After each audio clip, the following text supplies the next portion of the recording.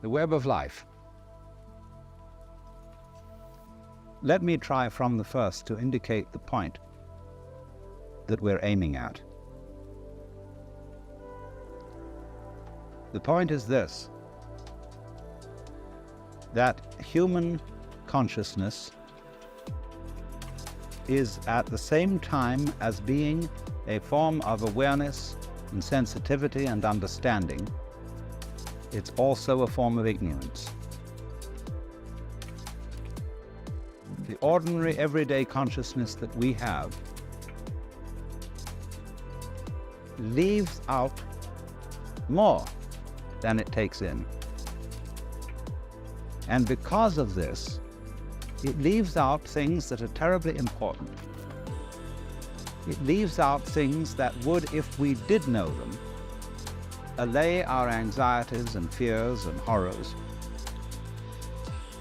And if we could extend our awareness, you see, to include those things that we leave out, we would have a deep interior peace. Because we would all know the one thing that you mustn't know, you know, according to the rules of our particular social game. The one thing you mustn't know, that's really not allowed, that is the lowdown on life. And then the lowdown, on the one hand, means the real dirt on things. But the lowdown is also what is profound, what is mysterious, what is in the depths. And there's something left out. And our everyday consciousness screens this out in the same way that when you say you have weaving, you have, say, on this rug here in front of us, when the black finishes here, the black threads will go underneath and then appear again over here, then they'll go underneath the white and then they'll appear again over here, you know? So that the back will be the obverse pattern of the front. Now, the world is like that. Our sense organs are selective. They pick out certain things. They're receptive. For example, we have a small band of what you might call a spectrum of light, of sound, of tactile sensation, and so on, to which the human organism is sensitive. But we know that outside that small band, there is a huge range of vibrations to which we have built instruments that are sensitive. Things like cosmic rays, ultraviolet rays, gamma rays, hard X-rays, so on. They're all outside the band of our spectrum. And obviously, there are things that are outside the range of our instruments. We may build new instruments someday which will evoke, bring into our consciousness other orders of vibration altogether, but yet, as yet, we don't know about them. So you could imagine, you see, the universe is a vast, vast system of vibrations and has infinite possibilities. All these vibrations, you know, are like the strings on a harp. And the harps that the angels are supposed to play in heaven are really this huge possibility. See, when you play the harp, you select strings. You don't play all the strings. It's stupid to just run your finger along the whole edge of the harp, back and forth, and go. What you do is you pick out with your fingers, select, just like on the piano, you don't go brum. You pick out certain notes, and these make the patterns. But at the same time as you pick out, you reject what you don't pick out. But it's all there, constituting a fundamental continuity, the kind of continuity of the thread as they go to the back of the woven material and make up the obverse of the pattern that's on the front. Now, the question that is absolutely basic for all human beings is, what have you left out? You see? You are focused on certain things that constitute what you call everyday reality. Look, you single out people and you see them sitting all around. and you know there are things that are really there.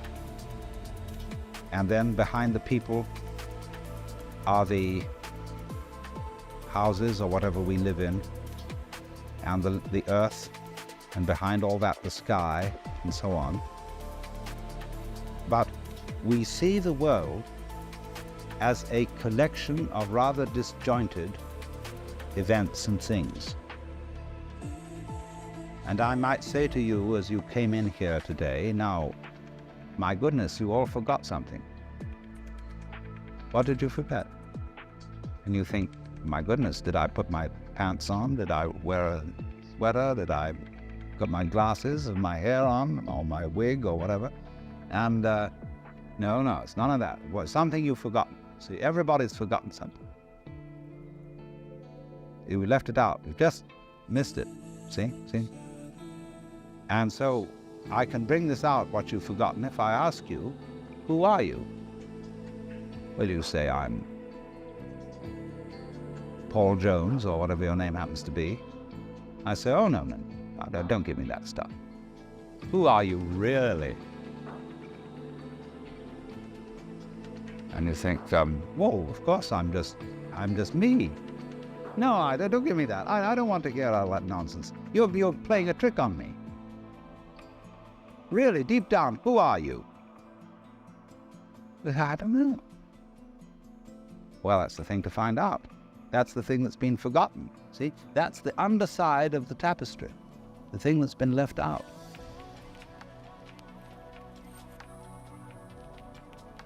Because what we are carefully taught to ignore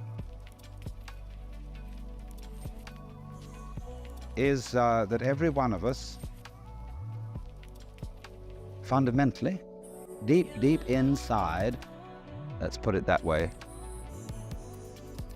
is an act of, a function of, a performance of, a manifestation of the works.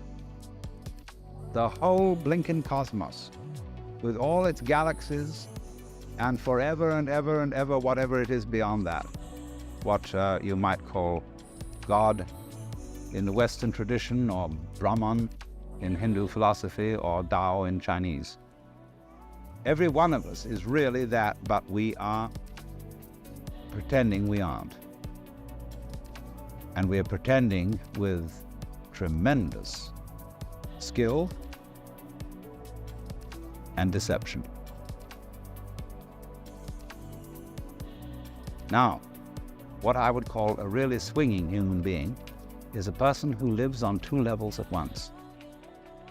He's able to live on the level of being his ordinary ego, his everyday personality, and play his role in life and observe all the rules and so on that go with that. But if he's only on that level, if he's only playing that kind of thing, and thinks that's all there is, it becomes a drag. And he starts being the kind of person who feels that he's just got to go on surviving. See? It's terribly important to go on surviving, to live. And he works at that. And his children learn the same attitude from him. And they, he says, well, I've got to survive because I've got all these children I've got to support, and so on and so forth. And then they take the same attitude, and they breed up children, and they feel compulsive about supporting them, because they've got to go on. And so nobody really has any fun. It's just, we've got to make this thing, you see? And you don't have to. See, whenever I get somebody who comes to me and says, I really can't go on and I have to commit suicide, I say, well, that's entirely, you're right. There's really no reason why you should go on, and if you want to commit suicide, do it. You can check out. Of course, this reduces anxiety. When they feel free to commit suicide, they don't really have to commit suicide so much. You can commit partial suicide.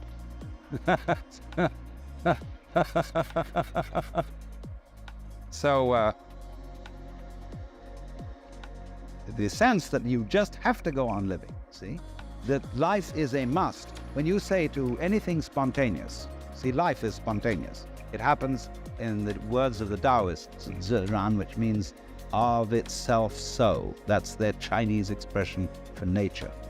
What happens by itself, what isn't pushed, but it just pops up, you see? Like, I'll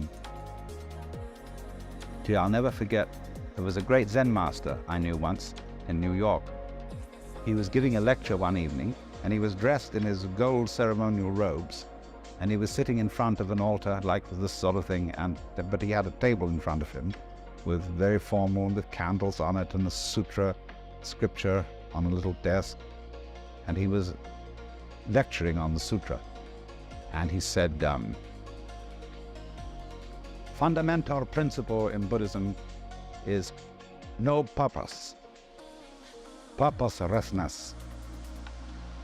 When you drop fart, you don't say, at 9 o'clock I drop fart. It happen of itself. You know, and all these pious Western devotees, you know, kind of put their handkerchiefs to their mouths and try not to laugh. So, but that's the meaning of something that happens of itself, like drop fart or have hiccups or just you came into being, you know? It happens in a kind of a plop way like that. See? Now, you can't tell that process. You ought to happen. You must happen. Because that puts a bind on it. In the same way as when you have a little child and all the relatives have come to a party on Thanksgiving, and you put the child into the middle of all the relatives and say, now dear, play. See, it absolutely bugs the child to do it like that. And so this is the problem for every artist. Because an artist is a man who makes his living by playing, whether he's dancing or painting or playing music or whatever it is. And he has to overcome this problem. He has to know how to play in public at a given time on an appointment. See? Now that's not an easy thing to learn, but when you catch on to the trick of it, you can do it. Play on demand. That's the hardest lesson of life, to contrive what is called by my Japanese artist friend Saburo Hasegawa a controlled accident. The thing is that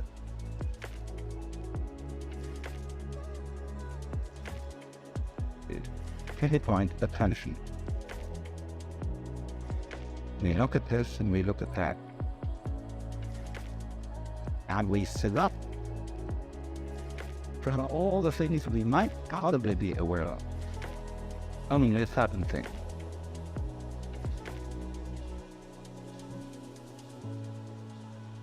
And as a result of that, we leave out of our everyday conflict,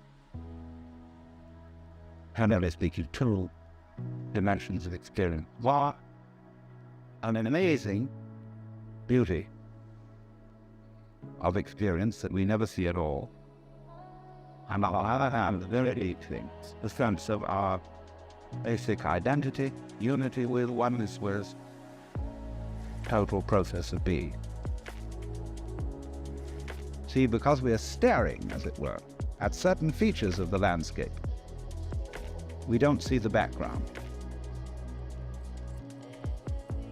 And because we get fascinated with, I could go into details of this shell, as I said, and put myself in the mind of a conch or whatever it is that lives in this thing, and to say,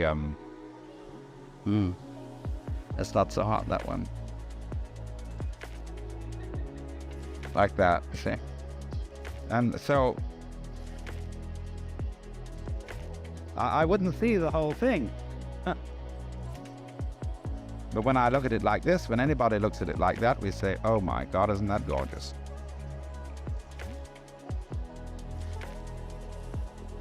Another way of talking about the web is that there are different levels of magnification. For example, supposing you take a piece of embroidery, and here it is, obviously in front of you, an ordered and beautiful object. Then you take out a microscope and you look at the individual threads. At a certain point, as you turn up the microscope, you'll get a hopeless tangle, which doesn't make any sense at all. The wrapped fiber that constitutes the thread is a mess. Hasn't been organized, nobody did anything about it. But at the level of magnification at which you actually see it with the naked eye, it's all been organized. All right, now keep turning up that microscope. Take one of those individual threads in the fiber that seems to be so chaotic and go into the constitution of that. And again, you will find fantastic order. You will find the most gorgeous designs of molecules. Then keep turning it up. And again, at a certain level, you will find chaos again. All right, keep going. And at another level, you will find this marvelous order. Now you see, order and randomness constitute, in other words, the warp and the woof. Where everything is in order, everything's under control. In randomness, it's it's a mess. But we wouldn't know what order was unless we had messes. It's the contrast of order and messes that order itself depends upon. And so in this exactly the same way, it is the contrast of on and off, there and not there. In other words, life and death, being and non-being, that constitutes existence. Only we pretend that the random side of things, the disorderly side of things, could possibly win in the game of competition, or I would rather call it collaboration between the two. When you lose the sight of the fact that the order principle and the random principle go together, that's exactly the same predicament as losing sight of the fact that all individually delineated things and beings are connected underneath. Just like mountains stick out of the earth and there's a fundamental earth underneath them, so all of us as different things, we stick out of reality. And there's a continuity underneath, but you ignore that, you see. That's the thing that's left out. See, I'm just giving you many examples of the same principle. But really, deep down, we are, each one of us, everything that there is. Doing it this way, and then again that way, and then again another way. And that's what it keeps up doing forever and ever. Only, it has holidays, which are called deaths. You know, in the story of the creation of the world in the Bible, God works for 7 days and rests the seventh. It's necessary to have a holiday. Holiday is holy day. And the Sabbath for the Jews is Saturday, for the Christians is Sunday, because Saturday is the last day of the week, but Sunday is the first day of the week. And it's a slight difference of alteration between a Jewish temperament and a Christian temperament. Some people like to take the holiday and then do the work. Other people like to do the work and then take the holiday. And since the Jews do the work first and then take the holiday, they're always a little up on the Christians in business.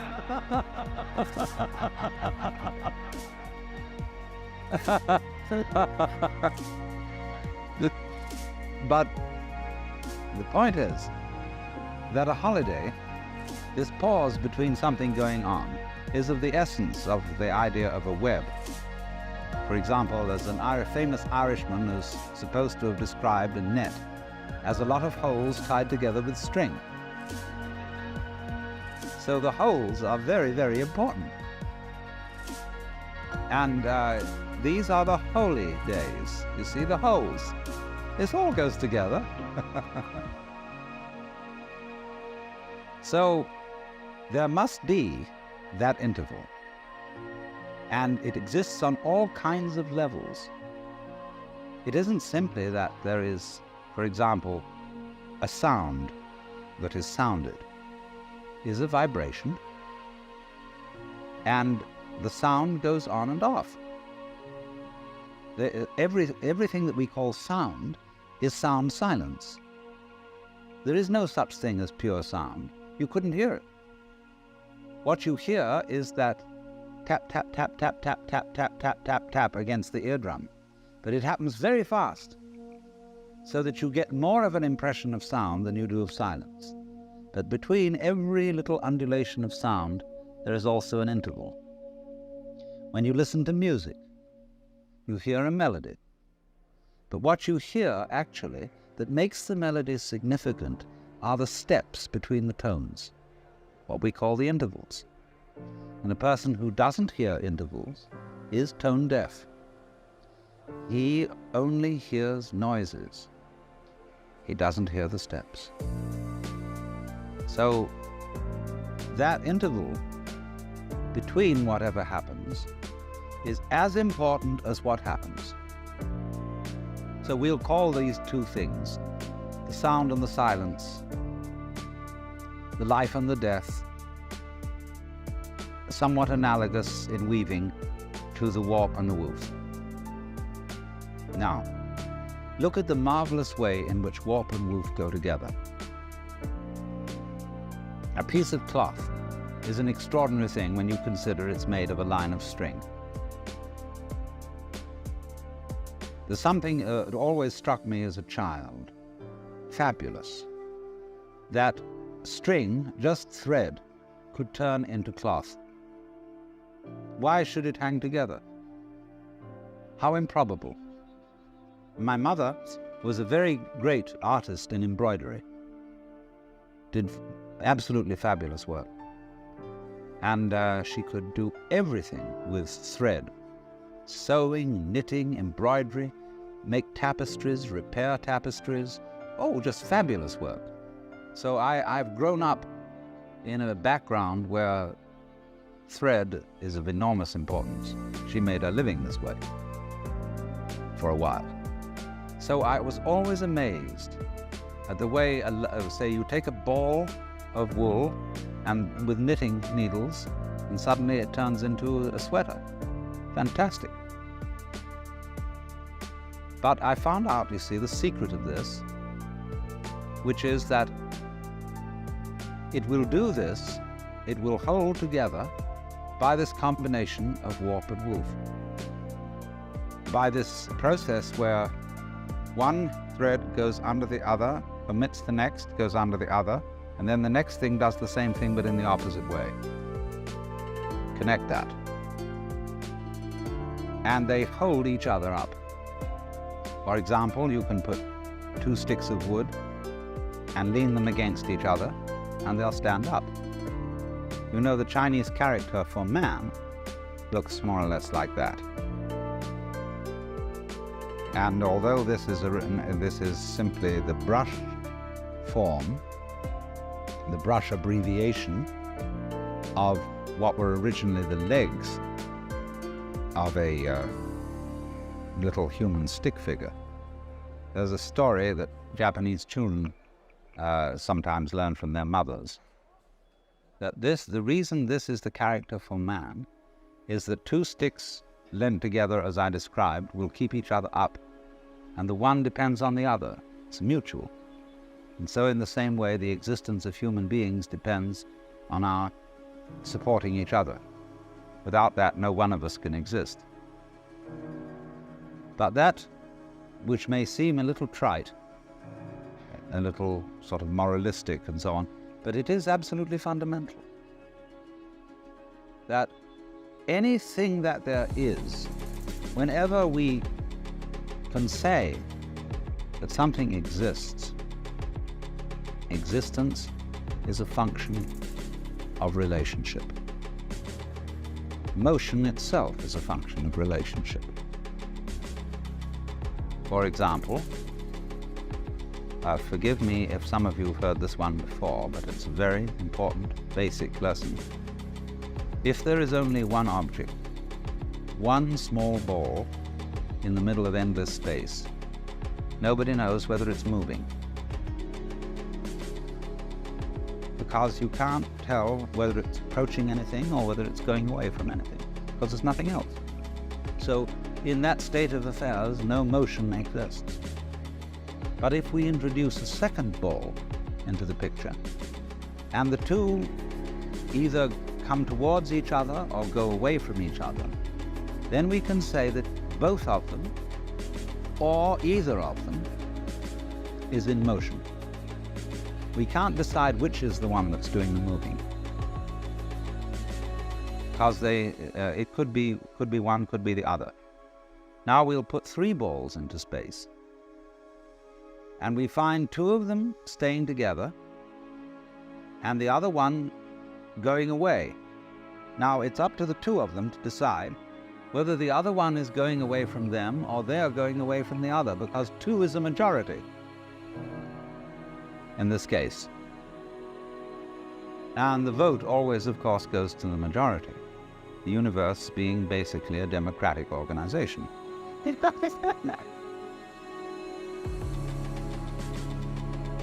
And so it goes. Now, once you've got that, you can see that motion is a form of relationship. All right, let me put it in another way. Energy is a form of relationship. If the universe is basically a play of energy, then you can say energy and relationship go together. Now, what is this saying? This is saying that being, existence itself, is relationship. Let's look at it in several other ways. You know the old question: if a tree crashes in a forest and there is nobody around to hear it, is there a noise? This question has been discussed in many futile ways. But noise, basically, is a state of affairs that requires an eardrum and an audio nervous system behind the eardrum. When the tree falls, it makes the air vibrate.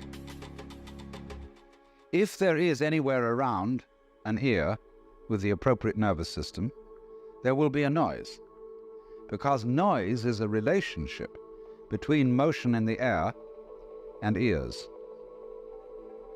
If there is not any ear around, there won't be any noise, although there will be vibration in the air. And if there is some instrument around, such as a microphone attached to a tape recorder, which is a mechanical copy of a human ear, then, according to that, there will be noise. There will be a vibration. In the same way, let's suppose the sun sends out light into space.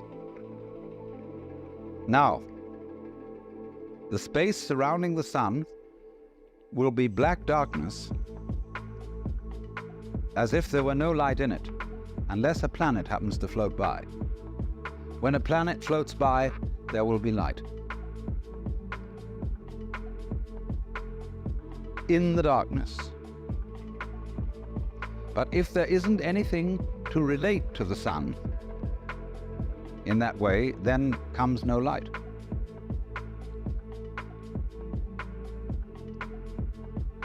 Now this goes right down to the root and ground of everything. It goes down to the essence of your nerves, of your whole being, that it's all an interdependence.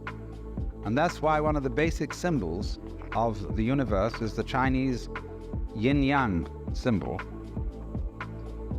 which you know is a circle with an S curve in the center. One side of the S is black, the other is white.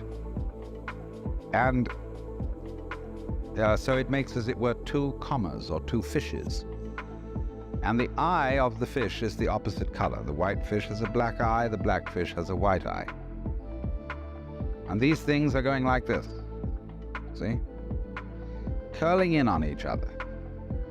Now this thing is called a helix, and that is the fundamental form of the galaxies.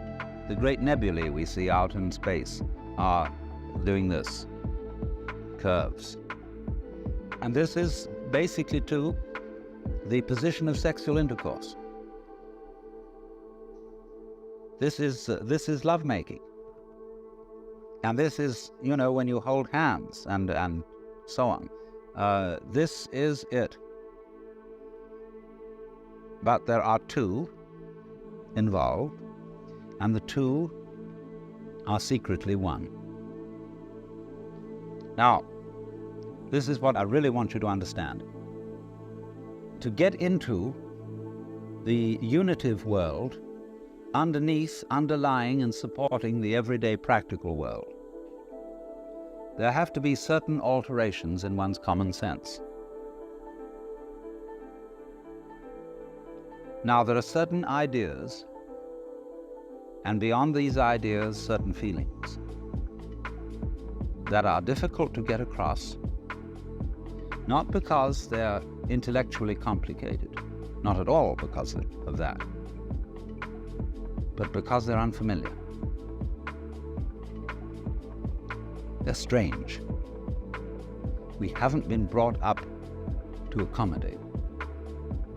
In exactly the same way that in past times, people knew that the planets were supported in the sky because they were embedded in spheres of crystal. And if they weren't embedded in spheres of crystal, and of course you could see them because you could see through them, they would fall down on the Earth. And now when astronomers finally suggested that there were no crystal spheres, people felt unbelievably insecure. See? They had a terrible time assimilating this idea. Now, do you see what it involves to assimilate a really new idea? You have to do quite a flip. For example, there's some people whose number systems only account for quantities. 1, 2, 3, many. So they don't have any concept of 4 corners to a table. See, a table has many corners. And a pile of pebbles is, in that sense, equivalent in manyness to the 4 corners of a table. Now they have difficulty, you see, in beginning to assimilate the idea of counting through and numbering all those corners or all those pebbles. But we've done that. And so to us that is perfectly simple. But imagine the kind of mentality, the kind of person to whom that is not simple at all. And now in exactly the same way, there is here what I'm trying to explain, a new idea that most people don't assimilate. And that is the idea of the total interdependence of everything in the world. The Buddhists in Japan call it Jiji-muge. Jiji-muge, between thing and thing, between event and event there is no block. And they represent this imagistically as a network. Imagine a multidimensional spider web covered in dew in the morning. And every single drop of dew on this web contains in it the reflections of all the other drops of dew. And of course, in turn, in every drop of dew that one drop reflects, there is the reflection of all the others again. And they use this image to represent the interdependence of everything in the world. In other words, if we give this dewdrop image, if we put it into a linguistic analogy, we would say this: words have meaning only in context. The meaning of any word depends upon the sentence or upon the paragraph in which it's found.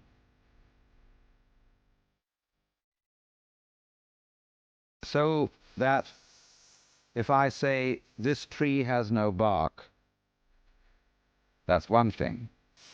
And if I say this dog has no bark, that's another thing. So you see always that the meaning of the word is in relation to the context.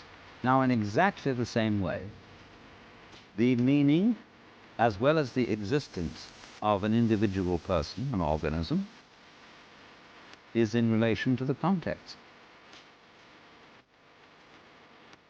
You are what you are.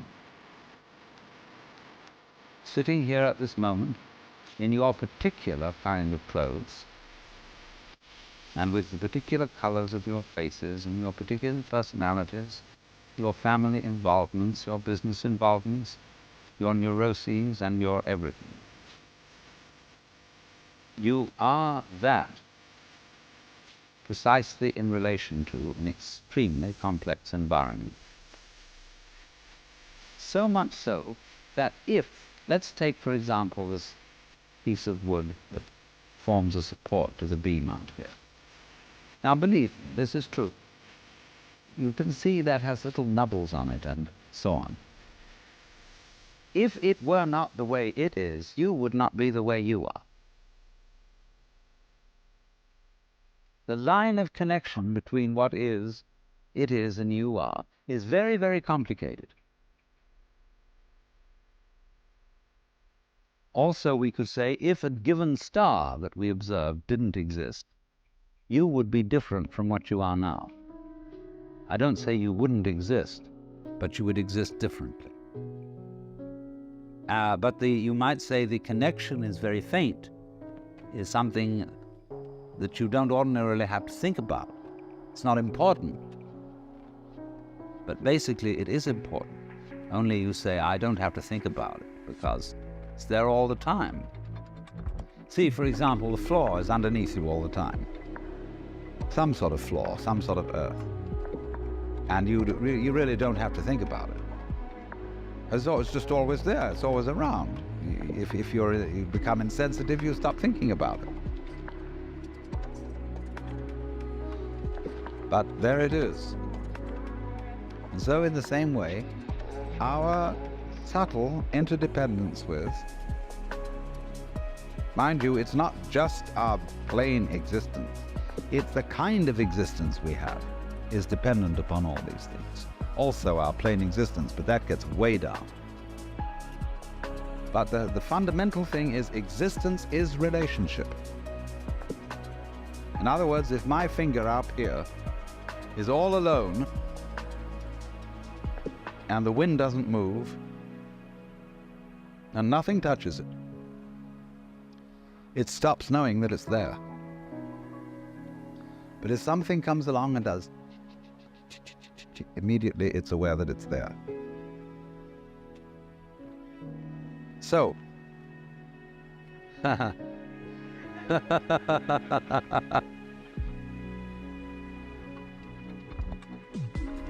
you see, it takes two.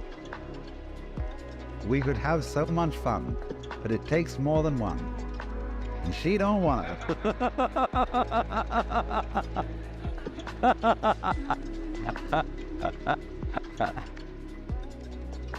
But in this way, you see, what we call duality, you can see, can't you, how duality is fundamental. It takes two. But duality is always secretly unity.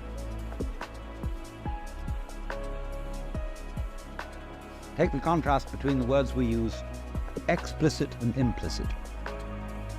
The very valuable words.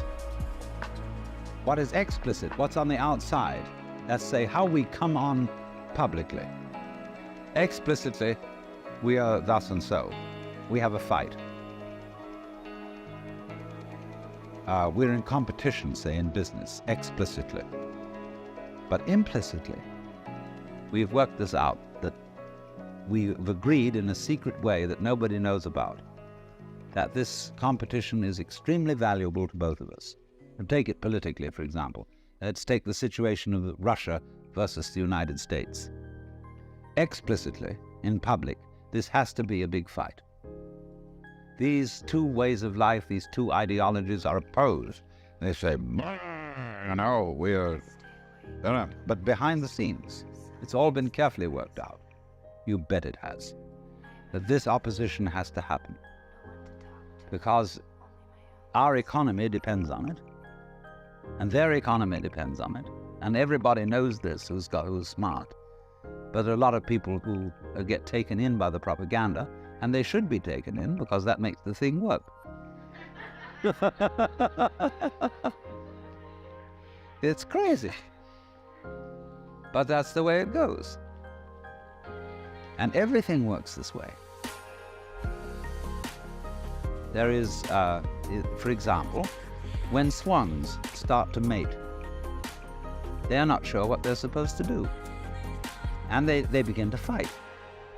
I had a long talk about this with C.G. Jung. He lived on the edge of Lake Zurich, and he had a little summer house right on the water's edge, and there were many swans there. And I was getting up at the end of a conversation with him, and we were beginning to walk back to the main house, and I said, "Isn't it true that swans are monogamous?" And he said, "Yes, they are." He said, "Do you know, I have had the most interesting relationships between these swans, and many of my female patients who thought they were homosexual." I mean, Jung wasn't a sexual snob. I mean, he understood all the legitimacy of all kinds of sexual variation. But he said it has been a point of departure for our discussions. He said it's a very funny thing that when they begin to mate, they start fighting. And they don't know what it's all about, and then suddenly the fight turns into lovemaking. So that's what I mean. Underneath opposition, there is love. Underneath duality, there's unity. That Tweedledum and Tweedledee agreed have a battle. So, you see, here's that weaving principle. The things hold together by over, under, over, over, under, over, under, over. And that creates a stuff, it creates a fabric, it creates clothing, it creates shelter, it creates what we call matter. Matter, mata, mother, and also the same word, maya, illusion. See, the world as a marvelous illusion. Now, we've got to go into this. Look at another form of the thing. You can play it not only by two as one, but you can play it by three as one. You know the trademark for Ballantine's Ale, which is 3 interlocked rings. Now, the way these rings are interlocked is such that they are joined only if the 3 of them are present. If you take one away, the other 2 fall apart. This is a very interesting phenomenon, but it can be created physically with steel rings. Their cohesion depends on all 3 of them being present.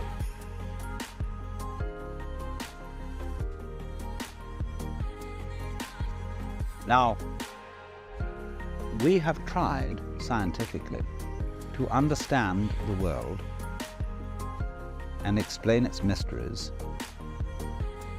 by analyzing the smallest particles of things that exist. Inquiring down, what is this thing we call flesh or call steel or stone? What is it made of?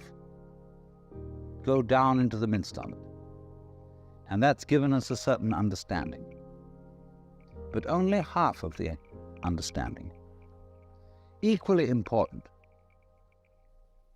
is not what is the tiniest particle, but in what context is the tiniest particle. You see? In relation to what is it? Just as the word bark, as I showed you, has different meanings in different sentences. So cells, molecules, atoms have different properties in different contexts. So what the scientist equally needs to study is not simply what is anything when very, very minutely analyzed, but where is it? When is it? That makes all the difference.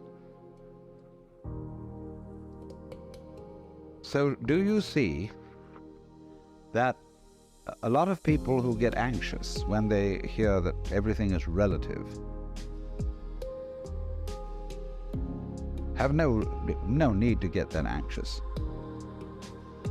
Relativity isn't some kind of slippery morass in which all standards and all directions get lost. Relativity is really the soundest situation that there is. See, it's the one supporting the other. It's this thing. Do you know this? This is wonderful. X marks the spot. Imagine this going on and on. Supposing my finger were indefinitely long, both fingers, and they were doing this. They're just crossing each other. Now, on one side of it, it's a pair of scissors, and it cuts. What is it on the other side? Why, it's opening female legs, saying, please come in. This utter softness, utter receptiveness. On the other side, it's but on this side, it's please, please, please, please, yes. Welcome. And everything's based on that. See, it's this way. Sharpness, teeth, biting, spines, crab shells, all that kind of thing, you know. On the other side, it's the melting softness of life. See? You go together just like that.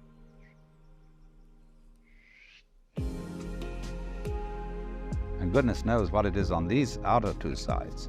I haven't thought about that yet.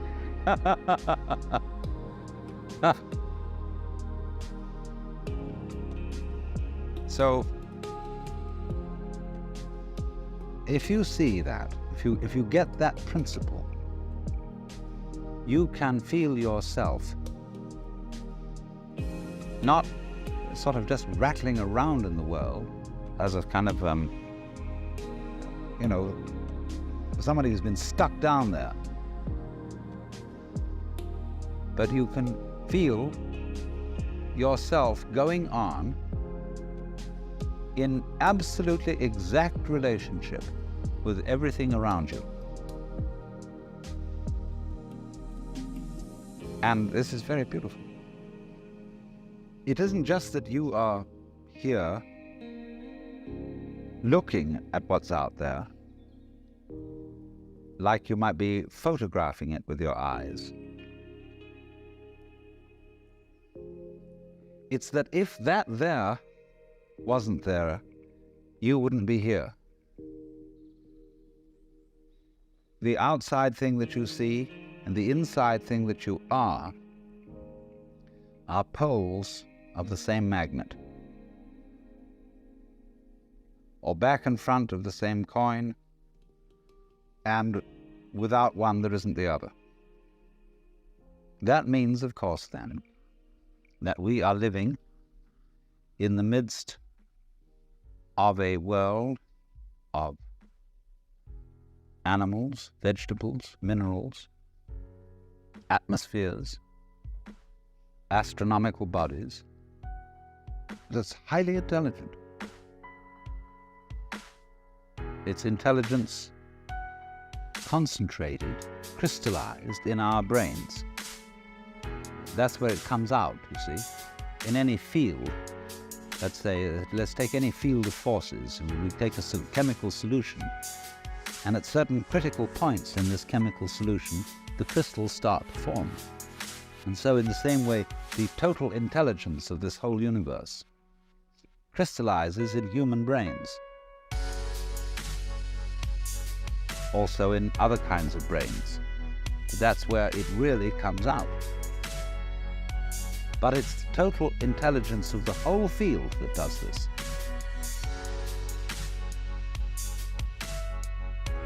So we go with the whole thing, interdepend with it. We don't live in an environment which is just rock, just air, just atmosphere and so on. The environment's only like that when we think about it analytically and try to explain it. But when we think of it isn't just rock and air, see, but those things go together. When you see the interconnectedness, when you see in the simplest way how flowers go with bees and other insects, they don't live without them.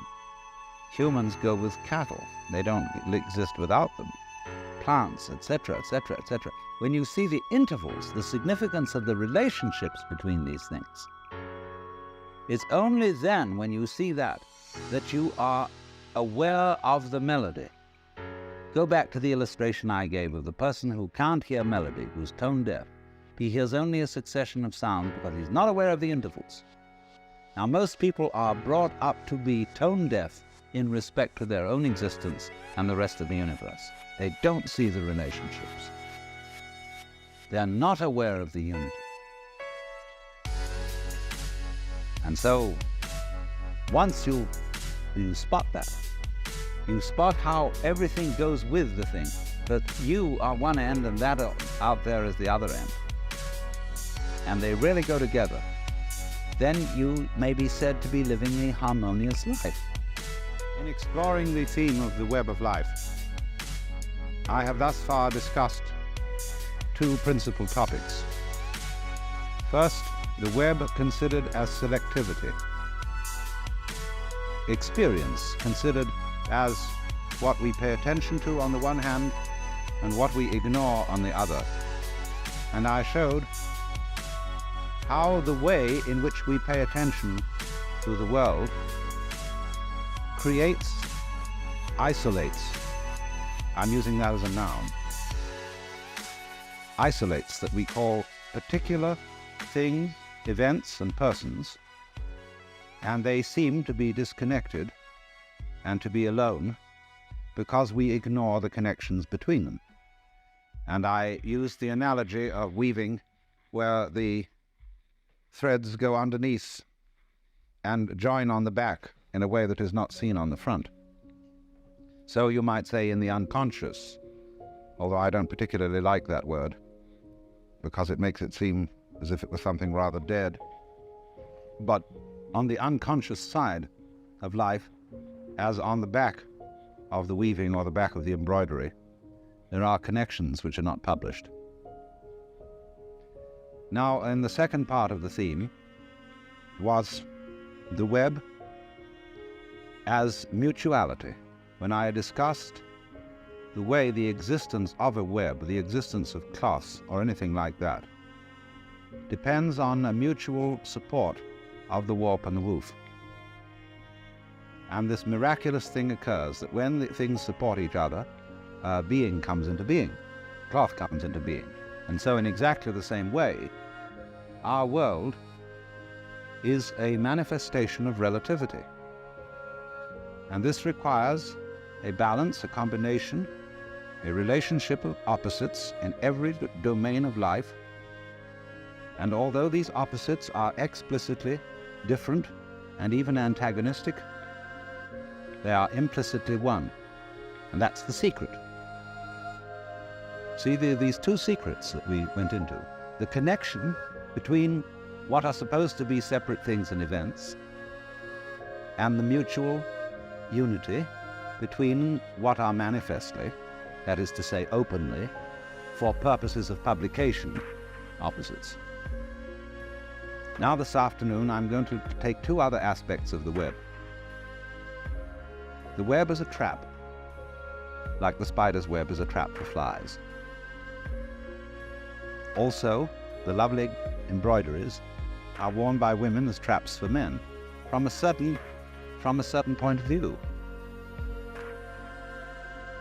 And I want to consider the web as something playful.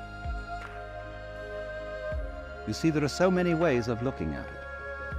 And you will find that all these ways are right. But what we need is the fullness of the view. There are people, for example, who can see the web as a trap and get stuck with that. There are people to whom existence is simply hateful. They see it as nothing but a ghastly mistake. The Lord really erred when he created this world, because he arranged it in such a way that everything lives by eating something else. And what I'm doing is I'm describing a certain point of view, you see. I'm not exactly philosophizing, I'm describing a point of view. You can look at life in such a way that the whole thing is this ghastly mistake. For example, there is no such thing as genuine kindness or love. Everybody is really pretending that they're loving other people in order to get some advantage from them. And indeed, there is a point of view which occurs in certain forms of paranoia, where people don't seem to be real. They are mechanisms. And you can think that out quite intensely with a good deal of intelligence. After all, if you start from a good old Darwinian or Freudian basis and see that man is a material machine and that the consciousness of man is simply a very involved and complicated form of chemistry, and that's what it is, you see, well, then this awful mechanical things, these Frankensteins that everybody is, they come around and they say, well, I'm alive. I'm a human being. I have a heart. I love, I hate, I have problems, I feel. And you feel like saying, come off it. You're just a monster. And you put on this civilized act because really you're just a set of teeth on the end of a tube. And you've got a ganglion behind those teeth, which you call your brain or your alleged mind. And this thing is really basically there for two purposes. One, to be cunning enough to get something to eat, put down the tube, and the other, you know what, Mr. Freud's libido. And everything else, you see, can be construed as an elaborate, subtle way of pretending that that's not really what you want to do. But you do. But you put on a great show. Now, some people, according to this view, get mixed up. They so repress that what they really want to do is to eat and to screw, that they get involved in higher things that are the masks for these activities, and think that that's the real purpose of life. And then they become what's called neurotic. And because they get involved in being pure camouflage. So that's what's called escaping from the facts, not looking at life, not looking at reality correctly. Now, this is a very strange thing, you see, that it is partly true that the universe, so far as its biological aspect is concerned, is this weird system that lives by everybody eating everybody else. Only what we do to maintain what is called order and civilization is that various species make agreements, as it were, that they won't eat each other. They'll cooperate and so be an enormous gang which can beat down the others. So the human being is the most successful so far of this gangster arrangement. We are the most predatory monsters on Earth, and we have cooperated to assault the fish and the vegetables and the chickens and the cows and everything, you see. Only we do it by not letting our left hand know what our right hand doeth. In other words, ladies and gentlemen, unless gentlemen happen to be prone to going hunting as a sport, they don't see their food killed. They don't see the slaughterhouse. And so what you get in the butcher, in the market, a steak, you know, is a thing in its own right. It has nothing to do with a cow. A steak is a thing shaped thus and so, and looks as if it might be like a banana or something like that, and nobody worries. And when a fish is served up, it does indeed look like a fish, but it's not the squiggly, squirmy fish that comes out on the end of a fisherman's line. When you really fish, you realize that the fish doesn't like it very much. Now, there is that absolutely extraordinary side of things that is really terrifying. And so let me repeat the illustration I used of the cross in the net, where one side of it is scissors that cut and eat, teeth that chew and get this thing in, and the opening side of it is like James Joyce's in Ulysses, the girl who says yes, and I said yes, yes, yes. She wants to be absolutely ravaged by her man, you see. So it's open, open, open. But now comes if we take the dark view of things, the horrible view. Excuse me if I go into some rather grisly details, but have you ever heard of a vagina dentata? That is the idea that in the sexual organ of the woman there are teeth.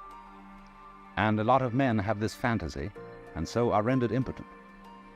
They don't make love, because they feel that the price of this blessed experience, this creative experience, this loving experience, is you're going to get trapped. You're going to get emasculated. You're going to lose your precious member.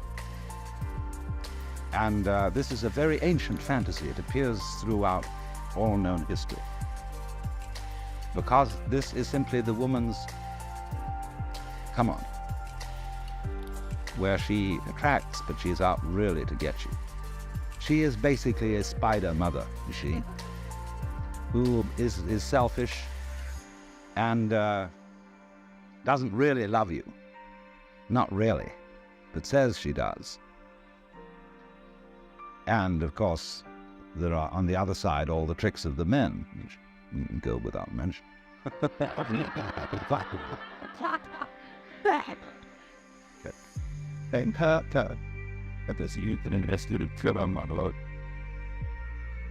So this is a view of the world as a system of mutual exploitation and of maximal selfishness. Now, it's a very profitable view to explore. Everybody should do in their lifetime sometime two things. One is to consider death, to observe skulls and skeletons, and to wonder what it will be like to go to sleep and never wake up. Never. That is a very gloomy thing for contemplation, but it's like manure. Just as manure fertilizes the plants and so on, so the contemplation of death and the acceptance of death is very highly generative of creative life. You get wonderful things out of that. And the other thing to contemplate is to follow the possibility of the idea that you are totally selfish. That you don't have a good thing to be said for you at all. You are a complete, utter rascal. Now, the Christians have avoided this, because although they say in their Episcopalian form of confession that we have erred and strayed from thy ways like lost sheep, and we have followed too much the devices and desires of our own hearts, too much, we have offended against thy holy laws, we have left undone those things which we ought to have done, and we have done those things which we ought not to have done, and there is no health in us. But it ought to be different. And we're going to do our best to amend with the help of God's grace. And that is a real con act, because if you equate health with genuine love and perfect unselfishness, then in that sense there is no health in us when we look at ourselves from this point of view. Now, when you go deeply into the nature of selfishness, what do you discover? You say, I love myself, I seek my own advantage. Now, what is the self that I love? What do I want? And that becomes an increasingly ever-deepening puzzle. Now, I've often referred to this when you say to somebody else, "I love you." It's always rather disconcerting to the person to whom you say that. If you imply that you love them with a pure, disinterested, and holy love, they automatically suspect it as being a little bit phony. But if you say, "I love you so much I could eat you," that's an expression, it's a way of saying to a person, "You attract me so much that I can't help it. I am absolutely bowled over by you, I'm gone." And people like that. Then they feel they're really being loved, that it's absolutely genuine. But no, "I love you so much I could eat you." Now what the devil do I want? I certainly don't want to eat the girl in the sense of literally devouring her, because then she'd disappear.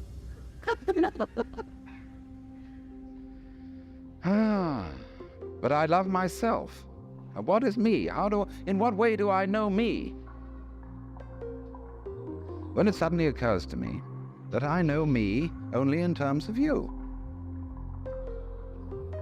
See, when I think of anything that I know and that I like, then it's always something that can be viewed as other than me. I can never get to look at me, real me. It's always behind. It's always hidden. And I really don't know it well enough to know whether I love it or not. Maybe I don't. Maybe it's an appalling mess. But certainly the things I do love and that I want from a selfish point of view, when I really think about them, they're all something else that's in a way outside me. Now, we saw that there is a reciprocity, a total mutual interdependence between what we call the self and what we call the other. That's the warp and the woof. And so, if you are perfectly honest about loving yourself, and you don't pull any punches, you don't pretend that you are anything other than exactly what you are, you suddenly come to discover that the self you love, if you really go into it, is the universe. You don't like all of it. You're selective about it, as we saw in the beginning. Perception is selection. But on the whole, you love yourself in terms of what is other. Because it's only in terms of what is other that you have a self at all. So then,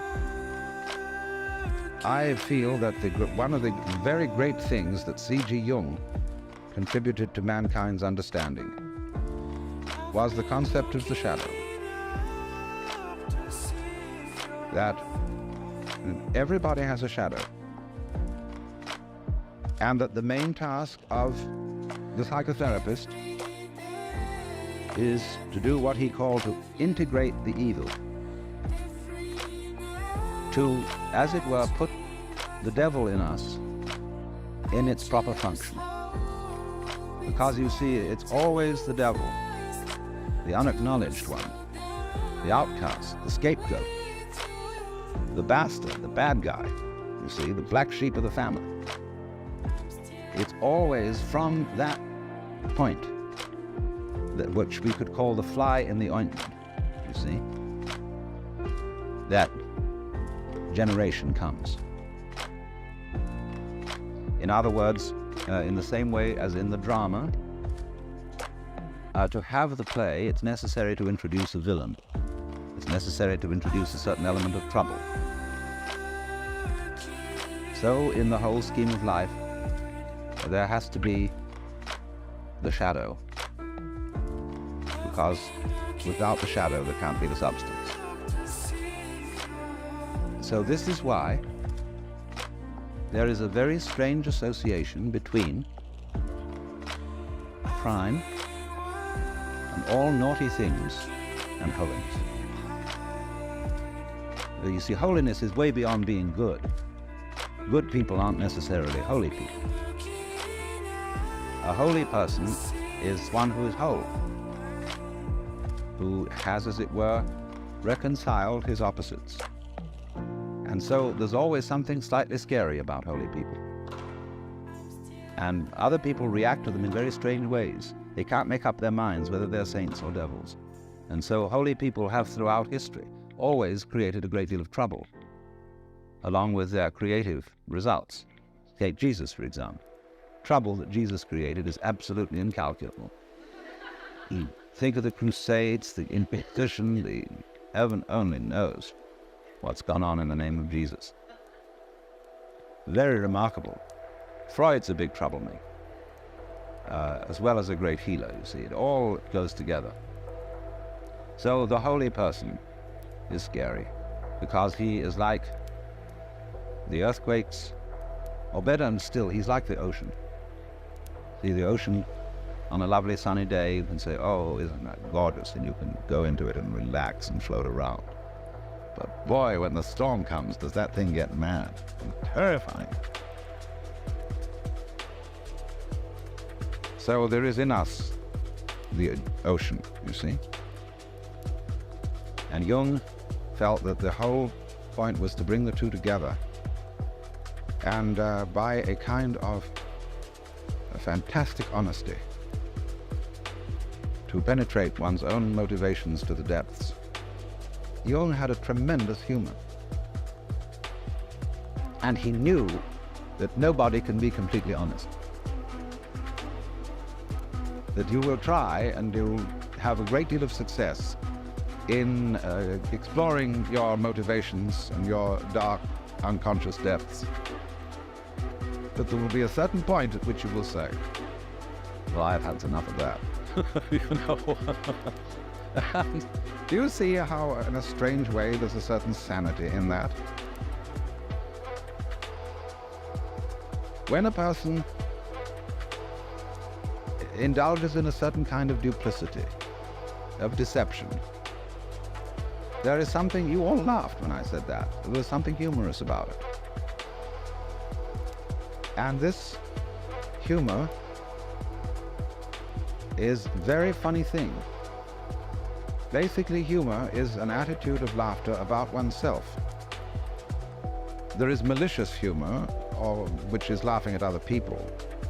But real deep humor is laughter at oneself. Now, why fundamentally do you laugh about yourself? What makes you laugh about yourself? Isn't it because you know that there is a big difference between what goes on the outside and what goes on the inside? That if I hint, you see, that your inside is the opposite of your outside, it makes people laugh. If I don't do it unkindly.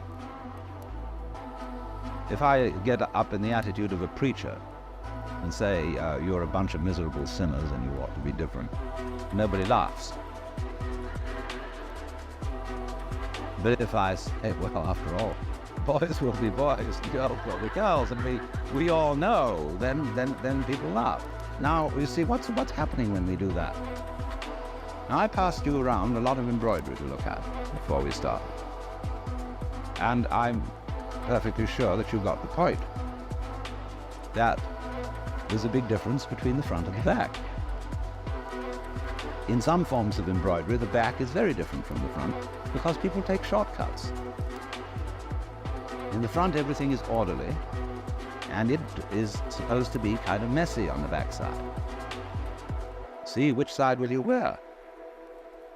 You've got to be sure you get the front in the front, have the back in the back. The back has all the little tricks in it, all the shortcuts, all the lowdown that people don't acknowledge, see?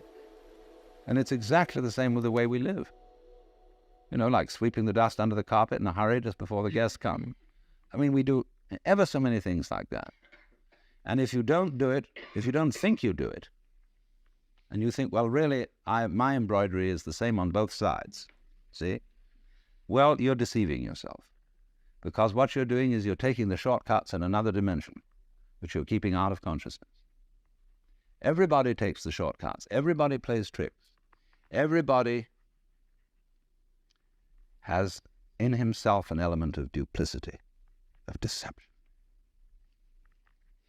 Because you see, From this point of view that I am discussing, where the web is the trap, to be is to deceive.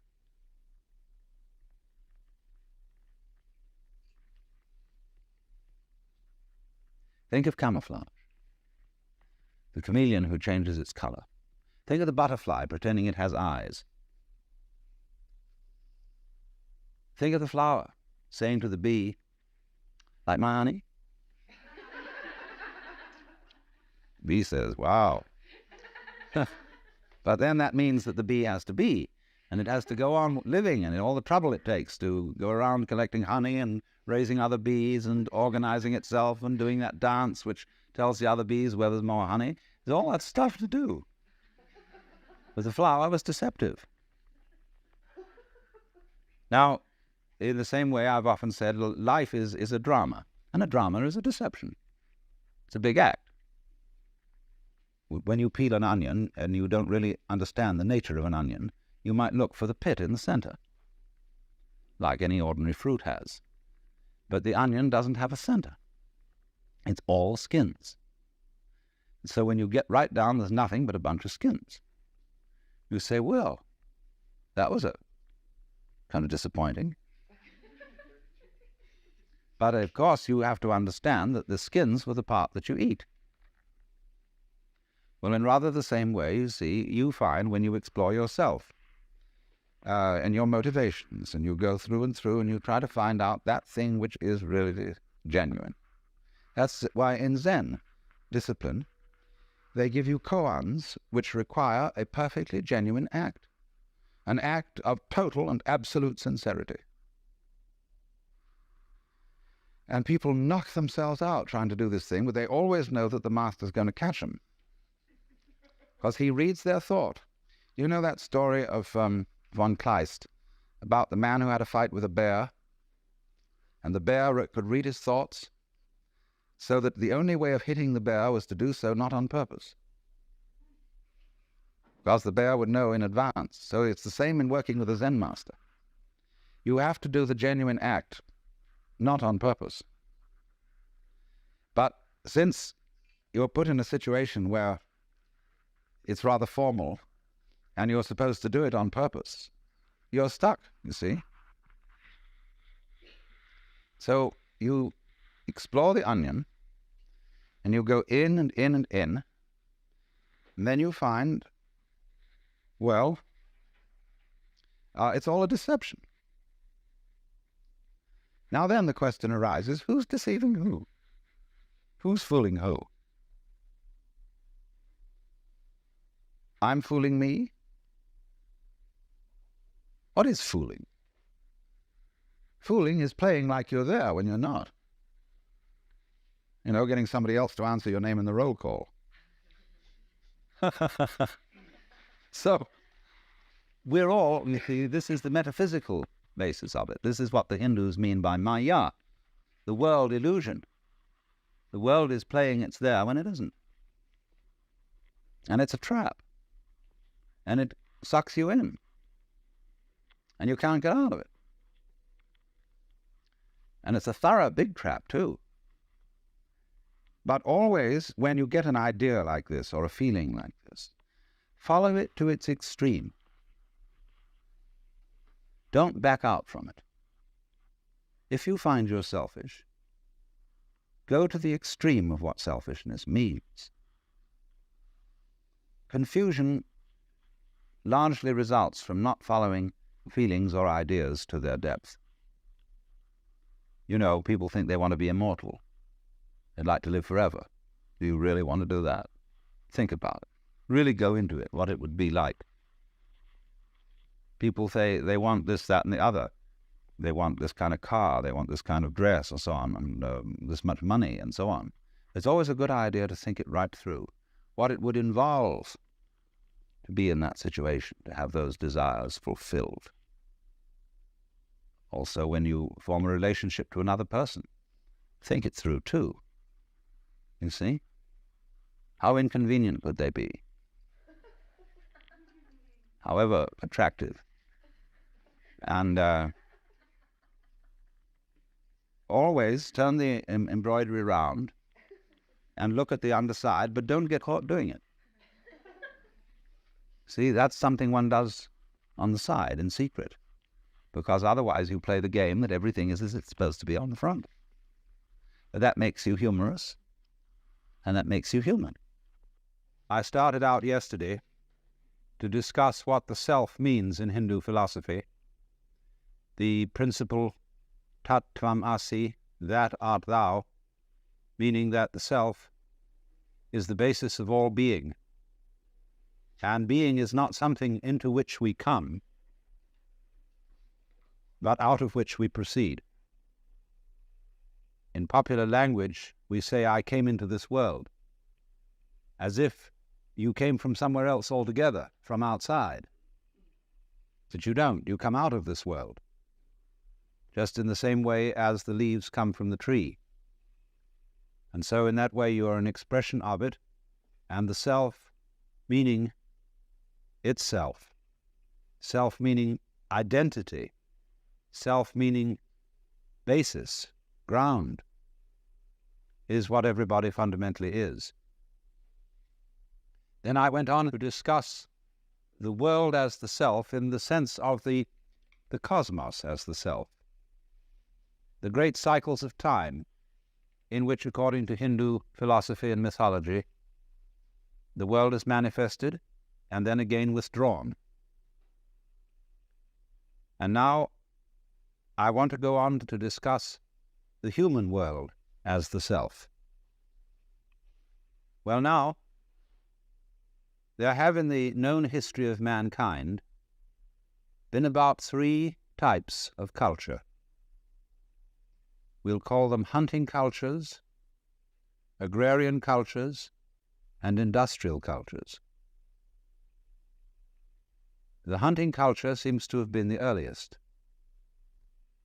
And agrarian cultures arose when hunters learned to farm and therefore had to settle in certain places. And it was then that men built cities. And when we pass from the hunting to the agrarian culture, we notice 2 very important changes occur. In the hunting culture, every man is expert in the whole culture. That's because he spends a good deal of time alone in the forests or on the hills. And so he has to know how to make clothes, how to cook, how to build, how to fight, ride, and all those things. But as soon as people become settled in cities, we get a division of labor. Because it's obviously more practical when you're all living together for some people to specialize in some things and some in others. The other important difference is the difference of religion between the hunting culture and the agrarian culture. The religious man of the hunting culture is generally known as a shaman, S-A-H-A-M-A-N. And a shaman is a kind of weird individual, and I mean weird in the ancient sense of the word, not queer, but weird in the sense of magic, because he is a person of a peculiar type of sensitivity who finds initiation into the shaman role by going off by himself for a long time into the depths of the forests or the heights of the mountains. And in that isolation, he comes in touch with a domain of consciousness which is known by all sorts of names: the spirit world, the ancestors, the gods, or whatever. And his knowledge of that world is supposed to give him a peculiar powers of healing, of prophecy, of magic in general. The thing that you must note, though, about a shaman is that his initiation is found by himself. He does not receive initiation from an order or a guru. On the other hand, the religious man of the agrarian community is a priest. And a priest is almost invariably an ordained person. He receives his power from a community of priests or from a guru. In other words, from tradition. Tradition is all important in the agrarian community. Now then, reasonably enough, the first communities are stockaded enclosures. They are made of palings, and so we speak of people being within the pale and beyond the pale. And because the word paling we still use in fencing, and you know that the Spanish for a tree is palo.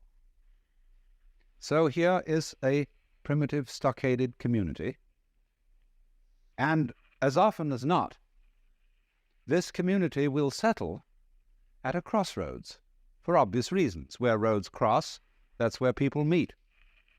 And so it's liable to have 4 gates and these crossing main streets. And that immediately establishes 4 divisions of the city. And so oddly enough, in Hindu society, there are 4 castes based on the 4 fundamental divisions of labor. And number 1 is the caste of priests, and they're called Brahmana. Number 2 is the caste of warriors, and also rulers, and they're called Kshatriya. Number 3 is the caste of merchants and tradesmen, and they're called Vaishya. And number 4 are laborers, and they are called Shudra. So those are the 4 principal roles in the world of settled humanity. It's interesting, I said people settled in cities because they had to plant. And there are many legends to the effect that what they were mostly concerned with planting were grapes for wine, and they cultivated vineyards. And it's said of Noah that after the flood in the Bible, the first thing he did was to plant a vineyard. He knew which side was up. So now, then those are the roles. Those are, you might say, masks, as it were, of the Brahman in this game called the social game. Now then, when you enter society, you are born into a caste. And this is very understandable in a community where you don't have a generalized system of education. You don't go to school, and therefore you learn what to do in life from your parents and your family. So if you grow up as a carpenter's son, it never occurs to you to do anything else but carpentry. Why would you? You might become a better carpenter than your father, but still that would be the natural thing to do. It's only when one is exposed to school and then people begin to talk about, well, what do you want to be in life? That people get the idea that they might be anything. So if this sort of way of life is natural to you, you don't find it particularly objectionable. Of course, all kinds of weird complications and rituals and prohibitions grow up in the course of time that can make this system very cumbersome, as it has been until quite recently in India. Then what happens is this. You go through an evolution in your development in this community, which has first of all the stage called brahmacharya, studentship or apprenticeship. After that you enter the stage of grihastha, meaning householder, And a householder has two duties. One is called artha, A-R-T-H-A, and the other kama, K-A-M-A. Artha means the duties of citizenship, partaking in the political life of the community. Kama, K-A-M-A, means the cultivation of the senses, of aesthetic and sensual beauty, and therefore kama includes the art of love, the arts of beautification, of dress, of cooking, and all that kind of thing. So that the Kama Sutra is the scripture about love. Kama, in a sense, means passion, and is the great Hindu manual of how to behave sexually. It's a book that every child ought to read on gaining puberty, so that he would get some sense of how to make love without being a mere baboon. Then there is also the Artha Shastra, and that is the scripture about rulers and the way of the Kshatriya caste. Now, so you've got these stages now. Brahmacharya, which is studentship, Artha and Kama, they go together, and they constitute the duties of grihastha, of a householder. Beyond that, there is the duty of dharma, D-H-A-R-M-A, and dharma has many, many meanings in Sanskrit. It can mean something like law or justice, could even mean slightly righteousness, but not as we have come to understand that word in common speech today. Perhaps rightness would be better than righteousness. But dharma has a primary meaning of method. So when we speak of the dharma of the Buddha's doctrine, it is the Buddha's method, not law. So a citizen also has to conform to dharma, and that is to say, to ritual and ethical and moral game rules for the community. But now, when in the course of time he has established his household, he has taught his oldest son to take over the governorship of the household, the father, or for that matter, mother, may enter into a new stage of life altogether, which is not grihastha, but is called vanaprastha, and that means forest dweller, as distinct from householder. Now you see what's happened. We've gone full cycle. We came out of the forest as a hunter, we settled in a community, and indulged in what is called in Sanskrit loka sangraha. Sangraha means upholding, loka, the world.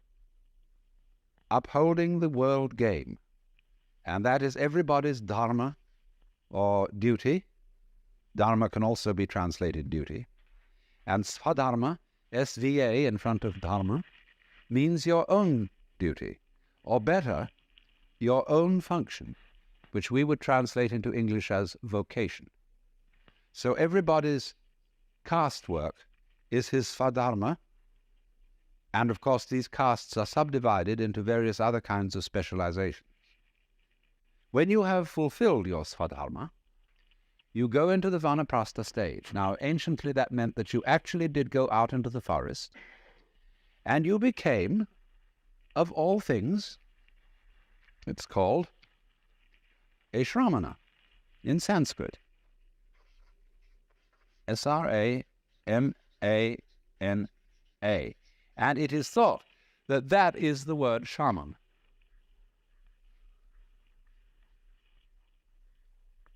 You see, what happens is this then, that an individual who all his life long has played the social game is then says, well, now I've done that. I've assumed this role. I've become identified with Tinker, Tailor, Soldier, Sailor, whatever it was. But now who am I? Really?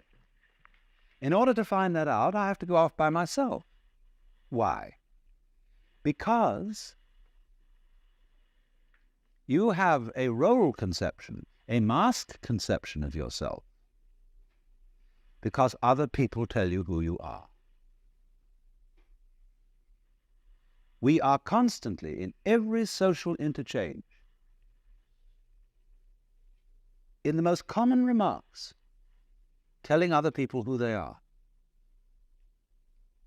Everything leads up to that. The way I act towards you, the way you act towards me, tells me who I am and tells you who you are. For example, you come and sit here and listen to me talk. You are, by doing that, telling me I'm some kind of a teacher. And you're telling yourselves that you're some kind of students. And that's only one thing, you see, one little incident. In business, every day, in your housework and everything you do, everybody around you is telling you what you are and who you are by expecting certain behavior from you, which if you're a reasonable and socially inclined person, you perform because that's what's expected of you. So you are told who you are. So when we'd had enough of that, you see, but no, let's not listen to all this anymore. That's why the Shramana, or the Vanaprastha, one of the first things he practices is silence. It's called Mauna, M-A-U-N-A. And he may take a vow not to speak for a month or a year. And after about a month of Mauna, you don't only stop talking, but you stop thinking in words.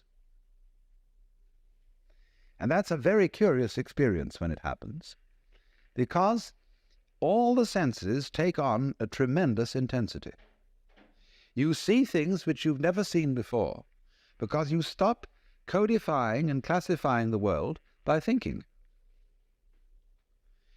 Sunsets appear incredibly more vivid, and flowers are enchanting. The whole world comes alive to the Mauni. The only danger is this: the Mauni has to be careful, because he loses all moral discrimination. In other words, if the Mauni gets involved in a riot, he joins the riot, because that's just the way things are going, you see. And so he has to be careful. And that's why, in this state of Vanaprastha, the new man in the game will seek out a guru, a teacher, who has been through the whole discipline of yoga, or whatever it is, that is practiced by a Vanaprastha, and will help him out and see that he doesn't get into trouble. That's why a guru, when he accepts a student, is always said to become responsible for that individual's karma. Karma, you know, means activity, and also the results of activity. So you see what's happened. This man who goes into the Vanaprastha stage of life takes off every sign that would identify him as someone. He does away with his name. He does away with the usual clothes he would wear and puts on usually a yellow or some kind of a robe, or he may more often than that be really naked and maybe have a loincloth or not even that. And often these people cover themselves with ashes, and their hair is matted, and they don't take care of themselves that way anymore because they're outside the pale. You see, they are outcasts, but they are upper outcasts. Below them are the lower outcasts, known as today the Harijan, the name that Gandhi gave them, the untouchables. And the untouchables were the aboriginal peoples of India.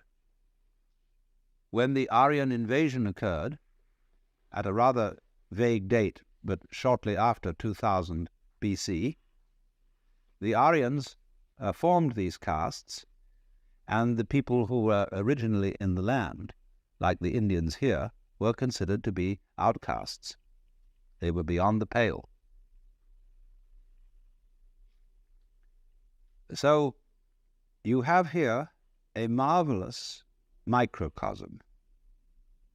You have a political and social analog of the manifestation and withdrawal of the worlds, of the Lord playing the game, or the self playing the game of being all of us, and then as each individual reaches moksha, the self realizes in terms of an individual life that it is the self.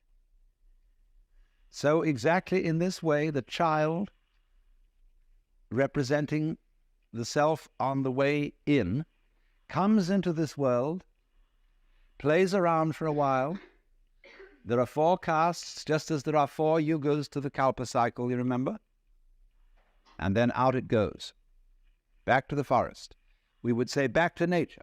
But you see, the outgoing stage of vanaprastha is a much higher state in the course of evolution than the hunting society person who is primitive. He isn't simply going back to where he came from. He's spiraled. He's come round to an equivalent position, but at a higher level. And what he has gained in the interim is self-awareness. I mean that too in the ordinary sense when we speak of self-consciousness. See, it's not much fun to be happy and not know it. We need a certain resonance. Self-consciousness is an echo in our heads, an echo of what we do, but wouldn't be aware of doing it if there wasn't an echo. When you see yourself in a mirror, that mirror is a visual echo of your face. And that's why in a room such as this, it's a very comfortable room for me to talk in, because it has resonance. And so self-consciousness is neurological resonance.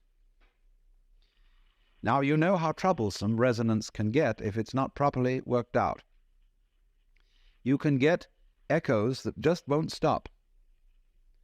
So you go into a great cave somewhere and you say, "Hi!" It says, "Hi, hi, hi, hi, hi, hi, hi, hi, hi, hi, hi, hi, hi, hi, hi," all up in the distance. See? That's very confusing. Now that's the sort of snarl that self-consciousness can get into, and we call it anxiety.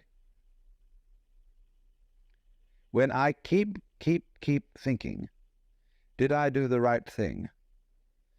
In the course of some performance, if I'm constantly aware of myself in a kind of anxious, critical way, my resonance becomes too high, and so I get confused and jittery.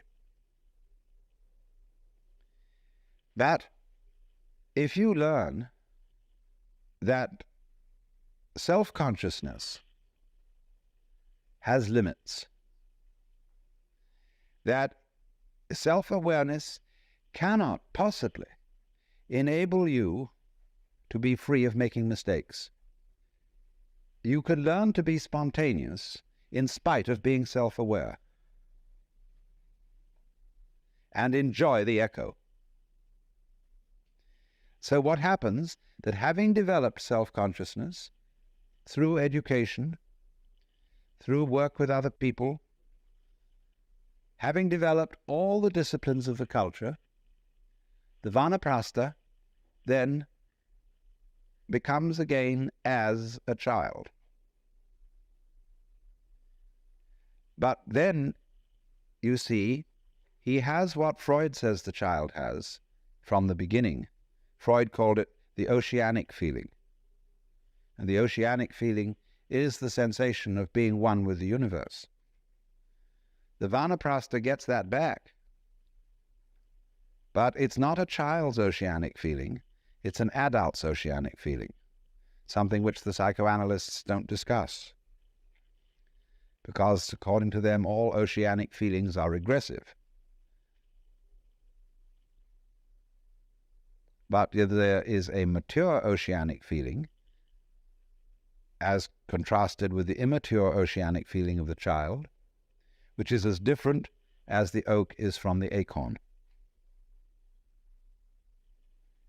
And so you can have this sensation, you see, of total unity with the cosmos, of the, shall I call it, expansion to infinity or contraction to infinity of your identity,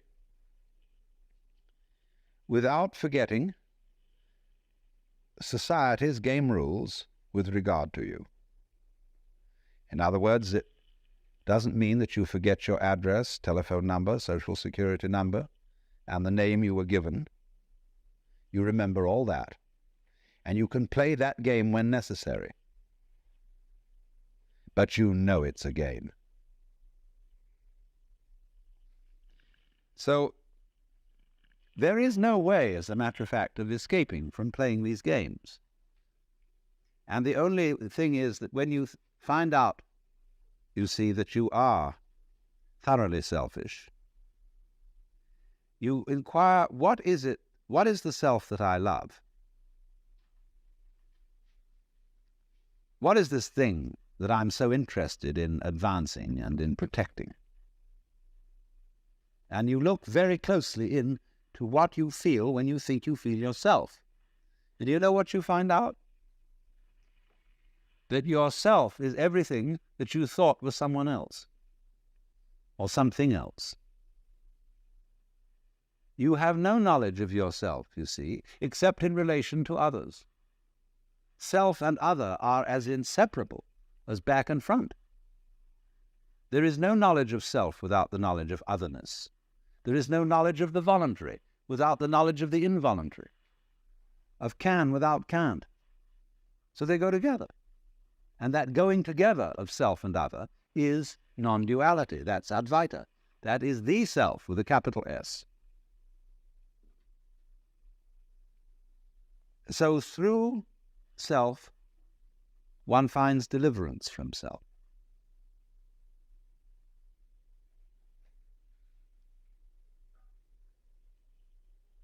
And so finally we come to the last consideration, which is the question, in what way and by what means can an individual who is under the impression that he is a separate individual, limited by and enclosed in his bag of skin, how can such a person effectively realize that he is deep down the universal self, the Brahman? This, of course, is a curious question. It proposes a journey to the place where you already are. Now, it's true that you may not know that you are there, but you are. And if you take a journey to the place where you are, you will visit many other places than the place where you are, and perhaps when you find through some long experience that all the places you go to are not the place you wanted to find, it may occur to you that you were already there in the beginning. And that is the Dharma, or method, as I translated that word, which all gurus, teachers of spiritual development, use fundamentally. They are all of them tricksters, but in the most beneficent sense of the word trickster. Why trickster? Because, do you know, it's terribly difficult, in fact it's impossible, to surprise yourself on purpose. And yet, to be surprised is a great thing.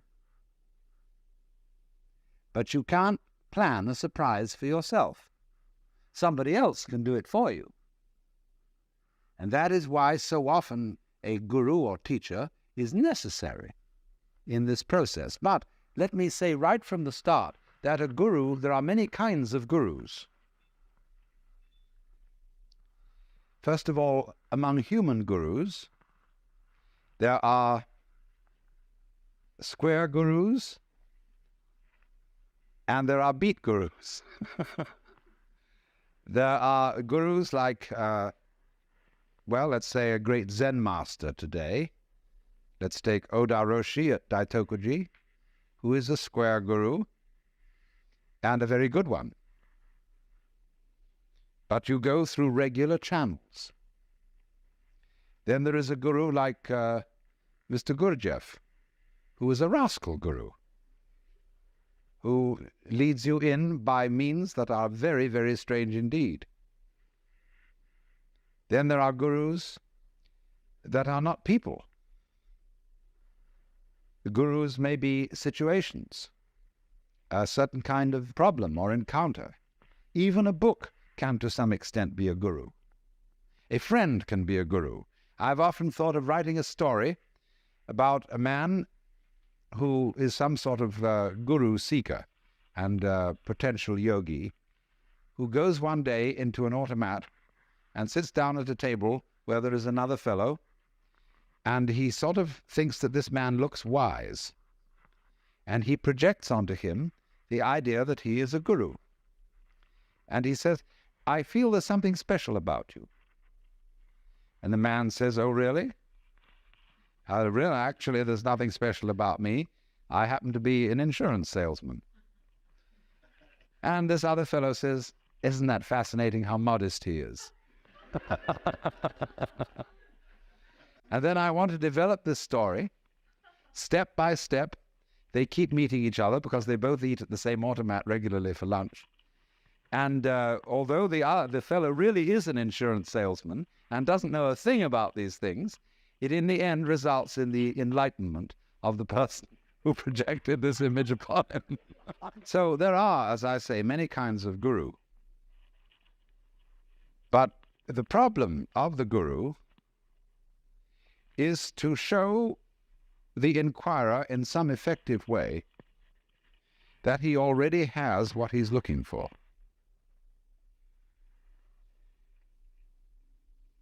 Now, in Hindu traditions, the realization of who you really are is called basically sadhana. And sadhana means the discipline, the way of life that is necessary to follow in order to escape from the illusion that you are merely an skin-encapsulated ego. And sadhana comprises yoga, from the root yug, which means to join. And so from that, in Latin, we get jungere, to join, and in English, junction, and also yoke. And junction is also the word union, you see. All this derives from the Sanskrit root, yug.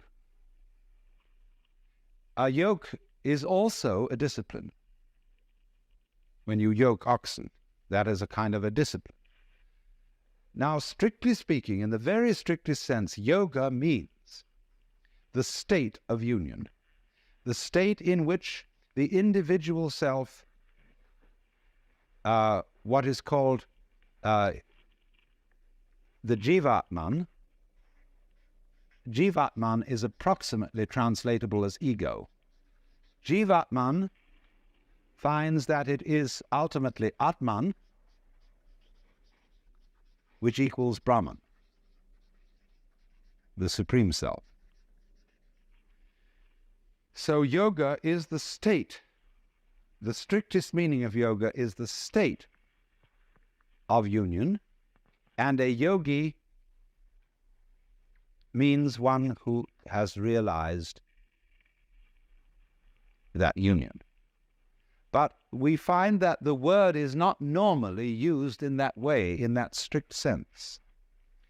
Yoga, in the normal way of use, means the practice of meditation whereby one comes into the state of union, and the yogi means one who is a traveler, a seeker, who is on the way to that point.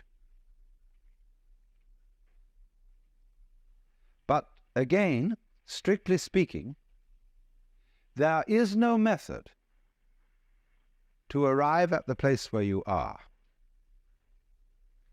And no amount of searching will uncover the self, because all searching implies the absence of the self, the big self, the self with a capital S.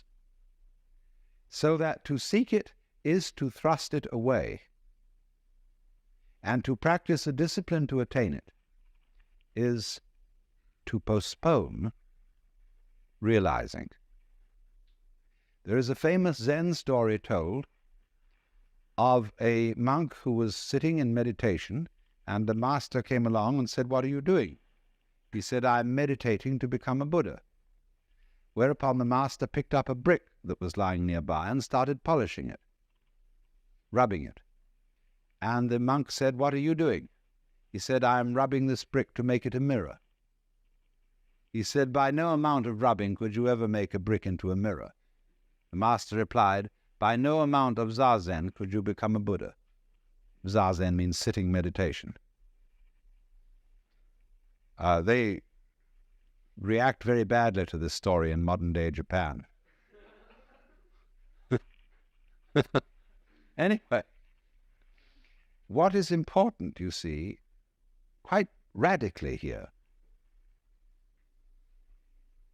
supposing that I say to you, each one of you is really the great self, the Brahman. And you say, well, all you've said up till now makes me fairly sympathetic to this intellectually, but I don't really feel it. What must I do to feel it really? My answer to you is this. You ask me that question because you don't want to feel it really. You're frightened of it. And therefore what you're going to do is you're going to get a method of practice so that you can put it off.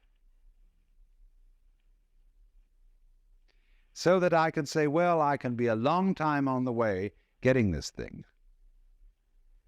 And then maybe I'll be worthy of it after I have suffered enough. See, because we are brought up in a social scheme whereby we have to deserve what we get. And the price that one pays for all good things is suffering. But all of that is precisely postponement, because one is afraid here and now to see it.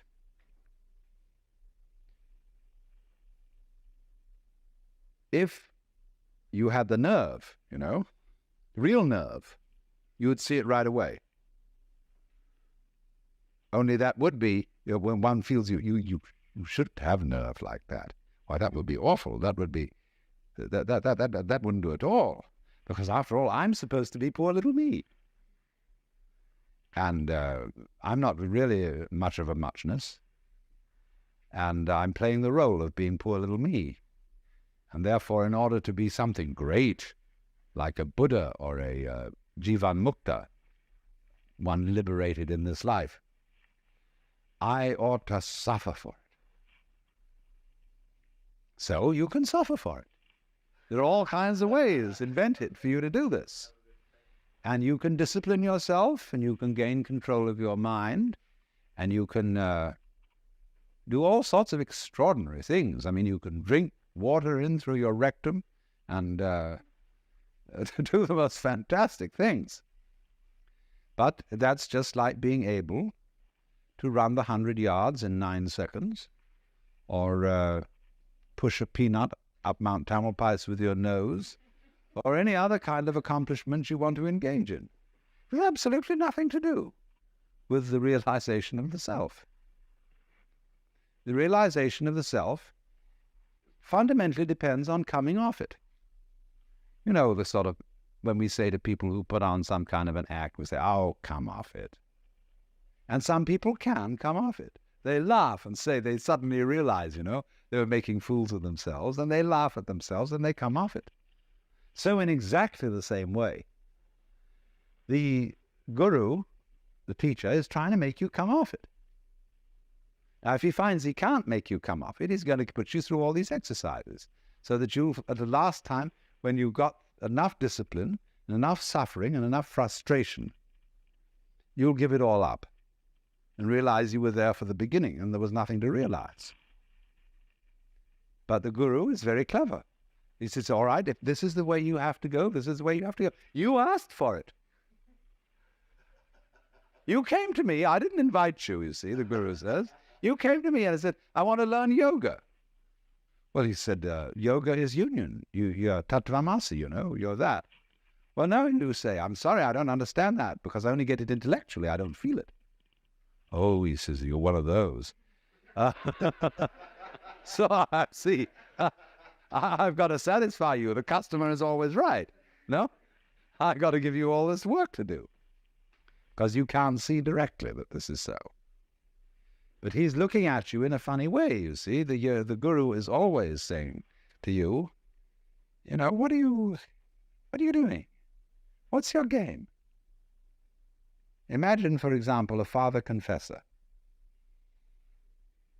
and you feel terribly guilty that you've committed murders and robberies and adulteries and fornications and all kinds of arson and injury to people and financial shenanigans. And you go to this man and say, I am a terrible sinner. Oh, he says, really? He said, I have murdered somebody. He said, how many times? And you think, oh, good Lord, this man doesn't realize how awful I am. And you recite all these things. He's perfectly calm. And then you say to him, well, you don't seem to be very shocked. We said you haven't confessed any serious sins. He said, what do you mean by a serious sin? Well, he said, what do you think? Well, I don't know. I just feel wrong. I just feel there's something in the basis of me that tells me that I am not what I ought to be. Could it be that I'm spiritually proud? That I am egocentric? He says, no, this is not. It's very usual. This is quite ordinary sin. But he says, you are guilty of something really terrible. What could that be? No idea. Now he says, come on. Go deeper. What is the real sin? And you think, what, me? I, little me, could do something worse than murder, worse than spiritual pride? Just little me? I mean, I'm a reasonably well-intentioned person. What could that be? And he looks at you in a funny way. That you know. You know, it's a kind of a Kafkaesque situation where you're accused of a crime that's not specified. And yet the accuser says, you jolly well know what you've done. Of course, we can't mention it. Because, it's like those laws that are on the books in the state of California and several other states where people are accused of the abominable crime against nature. Nobody knows what it is. I mean, it can't be mentioned. It's too dreadful to be talked about. So this guy does the same thing, but it's in a different dimension. You've done it. Now what did you do? See, the real crime is that you won't admit you're God. That's false modesty. So the guru challenges, you see. He challenges you. If you raise the question, he doesn't go out and preach in the streets and say, come on, everybody, you ought to be converted. He sits down under a tree and waits. And people start coming around, and they offer him propositions. He answers back. And he challenges you in any way that he thinks is appropriate to your situation. Now, if you've got a thin shell and your mask is easily dispatched with, he simply uses what we might call an easy method. He says, listen, Shiva, come off it. Don't pretend you're this guy here. I know who you are. And the guy sort of twinkles a bit and says, well, I guess you're right. But the people aren't like that. They have very thick shells. And so he has to invent ways of cracking them. So here is how it goes. To understand yoga, you need to get hold of a good translation of Patanjali, the Yoga Sutra. I don't know which is the best translation. There are so many of them. It says it starts out, now yoga is explained. First verse. And the commentators say now has a special meaning because it follows from something else that you're supposed to know beforehand. That you're supposed to be, in other words, a civilized human being before you start out on yoga. We don't teach yoga to baboons. And so you're supposed to have been disciplined in artha, kama, and dharma. In politics, sensuality, and dharma, justice. And then you can start yoga. Then the next verse is yogas chitta vritti nirodha, which means yoga is the cessation of revolutions of the mind. In other words, you can interpret that at many levels. Chitta meaning consciousness, like a pool, like water, like a reflecting pool. If there are waves on that, it doesn't reflect, it breaks up all the reflections. So stop the waves on the mind, and it will reflect reality clearly. Get a perfectly calm mind. That's one meaning of it. Or another meaning of it is stop thinking. Eliminate all contents from the mind, all thoughts, all feelings, all sensations, everything. How will you do that? Well, it goes on to say you do it by certain steps. First of all, pranayama, which means the control of the breath. Pratyahara, which means preliminary concentration. Dharana, a more intense form of concentration. Jhana, which is the same, jhana is Sanskrit for Zen, and that means profound union between subject and object. And finally, samadhi, which is way out. Now what's happening here? Control your mind. First of all, by breathing. Breathing is a very strange thing because breathing can be viewed both as an involuntary and as a voluntary action. You can feel I breathe, and yet you can feel it breathes me. And they have all sorts of fancy breathing ways in yoga. They're very amusing to practice because you can get very high on them. So they set you up these tricks. And of course, if you are bright, you may begin to realize some things at that point. If you're not very bright, then you'll have to go on. And so next they really get to work on concentration. Concentrate the mind on one point. Now this can be an absolutely fascinating undertaking. I suggest that you try it this way if you want to make experiments.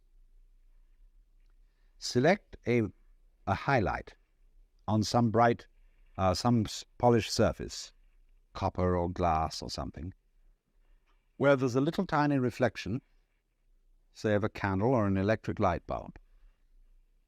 Look at it and put your eyes out of focus so that the bright spot appears to be fuzzy. A fuzzy circle. Now look very carefully at the design in the fuzzy circle and see if you can make it out. There is a definite pattern of blur, and you're going to have a wonderful time looking at that. Then go back, get your eyes into focus, and look at intense light. And you can go into it, and into it, and into it, like you're falling down a funnel. And at the end of that funnel is this intense light. And go down, go in. It's the most thrilling experience. Then suddenly the guru wakes you up and says, "What are you doing that for?" Well, because I want realization. Why? Because we live in a world of, if we identify ourselves with the ego, we get into trouble, we suffer, we're in a mess. He says, "You afraid of that?" Yes. So then all that you're doing to practice yoga is based on fear. You're just escaping, you're running away. How do you think you can get realization through fear? Now, there's one to think about. So you think, well, now I've got to go on with my yoga practice, my concentrations, my exercises, but not for a fearful motive.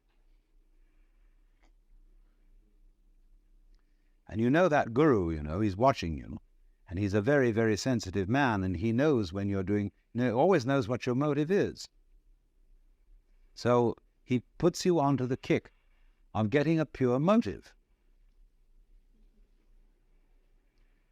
And that means very deep control of the emotions. I mustn't have impure thoughts. All right, so you go along and you manage to repress as many impure thoughts as possible, and then one day he asks you, "Why are you repressing these thoughts? What's your motive for trying to have a pure mind?" And you find out that you had an impure motive for trying to have a pure mind. That you did it for the same old reason you started out the thing in the beginning, because you were afraid, because you wanted to get one up on the universe. And so eventually you find out, you see, that your mind is what is called in Sanskrit Buddha, which means crazy. Because it can only go in vicious circles. Everything it does to get out of a trap puts it more securely in the trap. Every step in the direction of liberation is a new tie-up. So that you started, with molasses in one hand and feathers in the other. That was the original situation of man. The guru made you put them together. See, like that. And said, "Now pick the feathers off." And the more it is, the more of a mess the whole thing gets. So you get involved and involved and involved by this process. And he, in the meantime, you see, has been telling you, yes, you made a little attainment today, but it was only the 8th stage, and there are 64 altogether. And you've got to get to that 64th stage. And he knows how to spin it out and drag it all out, because you are ever hopeful that you will get that thing, just as you might win a prize or win a special job or a great distinction and be somebody. That's the motivation all along, only it's very spiritual here. It's not for worldly recognition. You want to be recognized by the gods and the angels. It's the same story on a higher level. So he keeps holding out these baits. And as long as the pupil falls for them, he holds out more baits. Until after a while, the pupil gets the realization that what he's doing is running faster and faster in a squirrel cage. That he's making an enormous amount of progress and getting nowhere. Like in Alice Through the Looking Glass, when the Queen says, "Here you have to run faster and faster to stay where you are." And so he impresses this upon you by these methods very thoroughly. And at last you find out that you, as an ego, as what you ordinarily call your mind, are a mess. That you just can't do this thing. You can't do it by any of the means that have been held out to you. You can concentrate, yes, you've acquired a considerable power of concentration by doing all this, but you find you're doing it for the wrong reason. And there's no way of doing it for the right reason. See, Krishnamurti does this. He's a very, very clever guru. Krishnamurti says to people, now look, there is nothing you can do to be liberated, because all your efforts in the direction of liberation are phony. They are based on your desire to boost and continue your ego, and that will never lead to liberation. All you can do, he says, is to be aware of yourself as you are, without judgment. See what is. But then, if you can do that, you have no further problem. But if you try to do it, you're in the same mess all over again. Gurdjieff played the same game in a different way. He said, the most important thing is self-remembering. Always at every moment be aware of what you're doing. Watch yourself. Constantly and never, never be absent-minded. So all day, when you pick up the piece of paper, you realize, I'm picking up this piece of paper. And I'm opening it inside. I'm sorry. And I know I'm doing it this way, so I'm not asleep. Ordinary people, pick up a piece of paper. And in this way, we are really picking up the piece of paper. No. And so all these people are doing this, Watch it.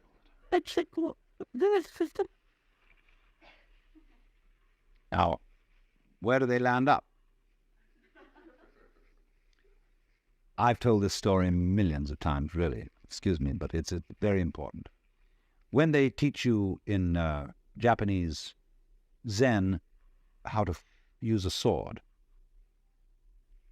the first thing that the teacher says to the student is, now, if you're going to be a good soldier, you've got to be alert constantly, because you never know where the attack's going to come from. Now, you know what happens to you when you try to be on the alert. You think about being alert, and then you're a hopeless prey to the enemy, because you're not alert. You're thinking about being alert.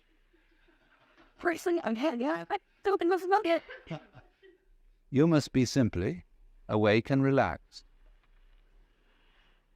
And then all your nerve ends are working, and wherever the attack comes from, you're ready.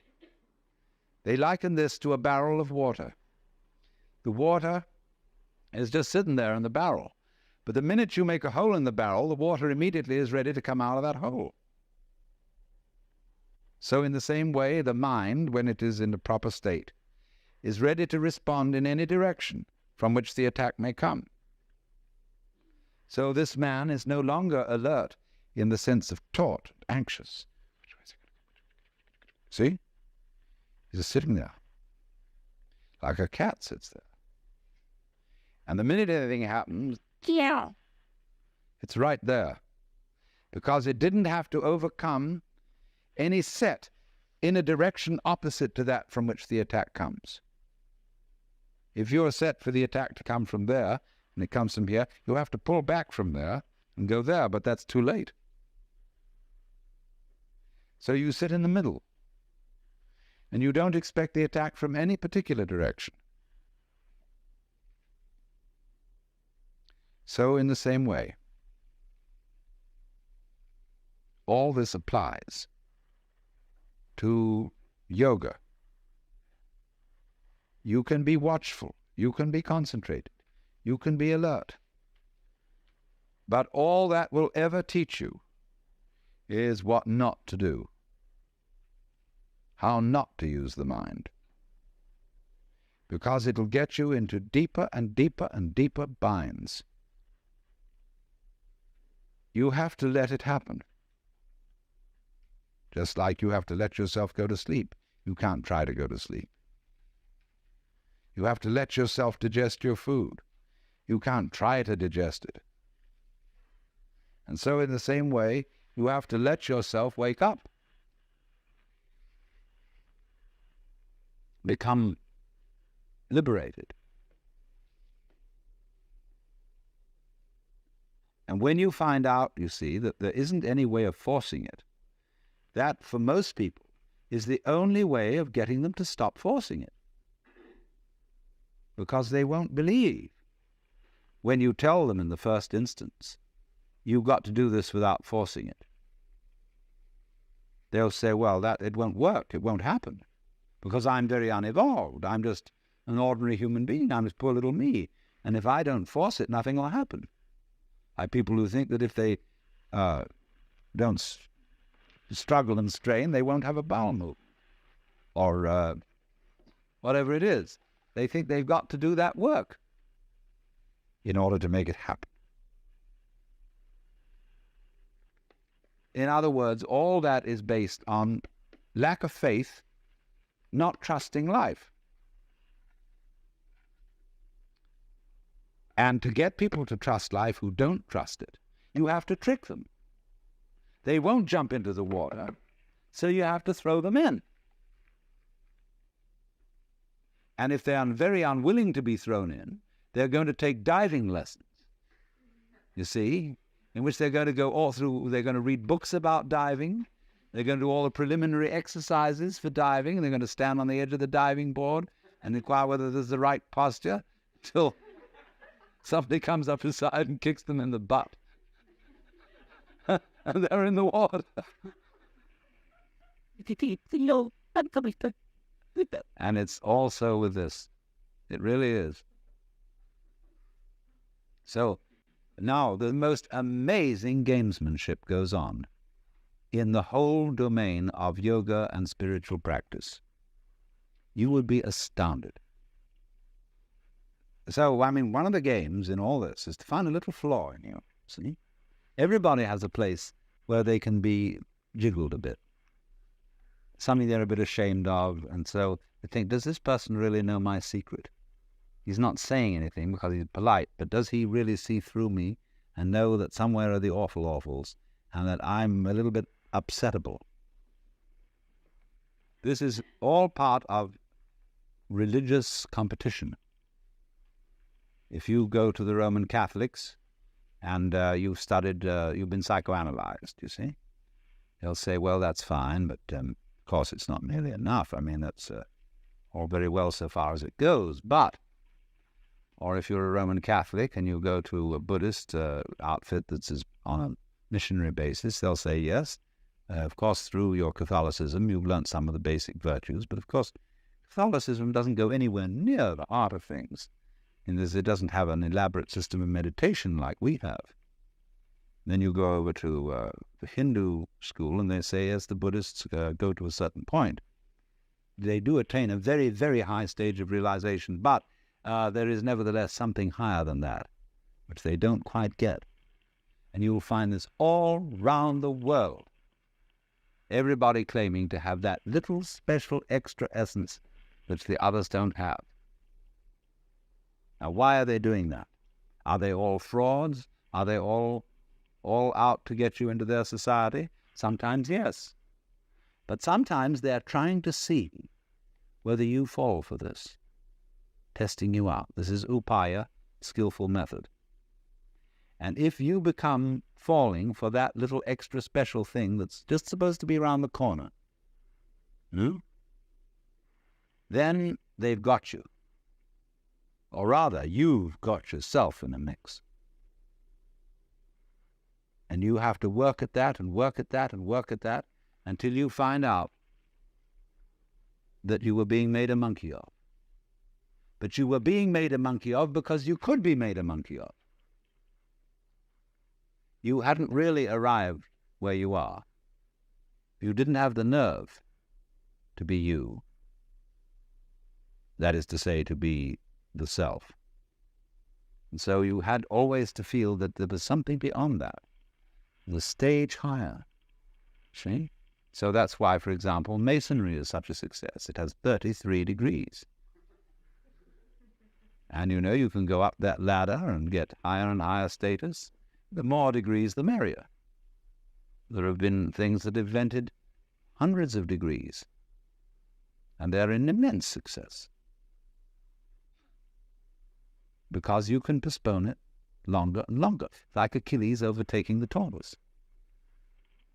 He doesn't overtake it in the problem, because we keep dividing and dividing the space between Achilles and the tortoise as he approaches the tortoise. What delays Achilles overtaking the tortoise is not Achilles, but our calculations about how he approaches it. We make the calculations more and more complicated as he gets nearer and nearer to the tortoise. It's only the calculations that put it off. Achilles, in fact, runs right by. So in the same way, you can calculate yourself out of liberation. You can put it off indefinitely by inventing new degrees and new stages. But actually, when you get it, you don't get it. You suddenly see it. It happens instantly. It happens instantly whether you put in 30 years practice or whether you put in 3 minutes. It's the same. Suddenly it dawns on you that that's the way things are. Tattvamasi.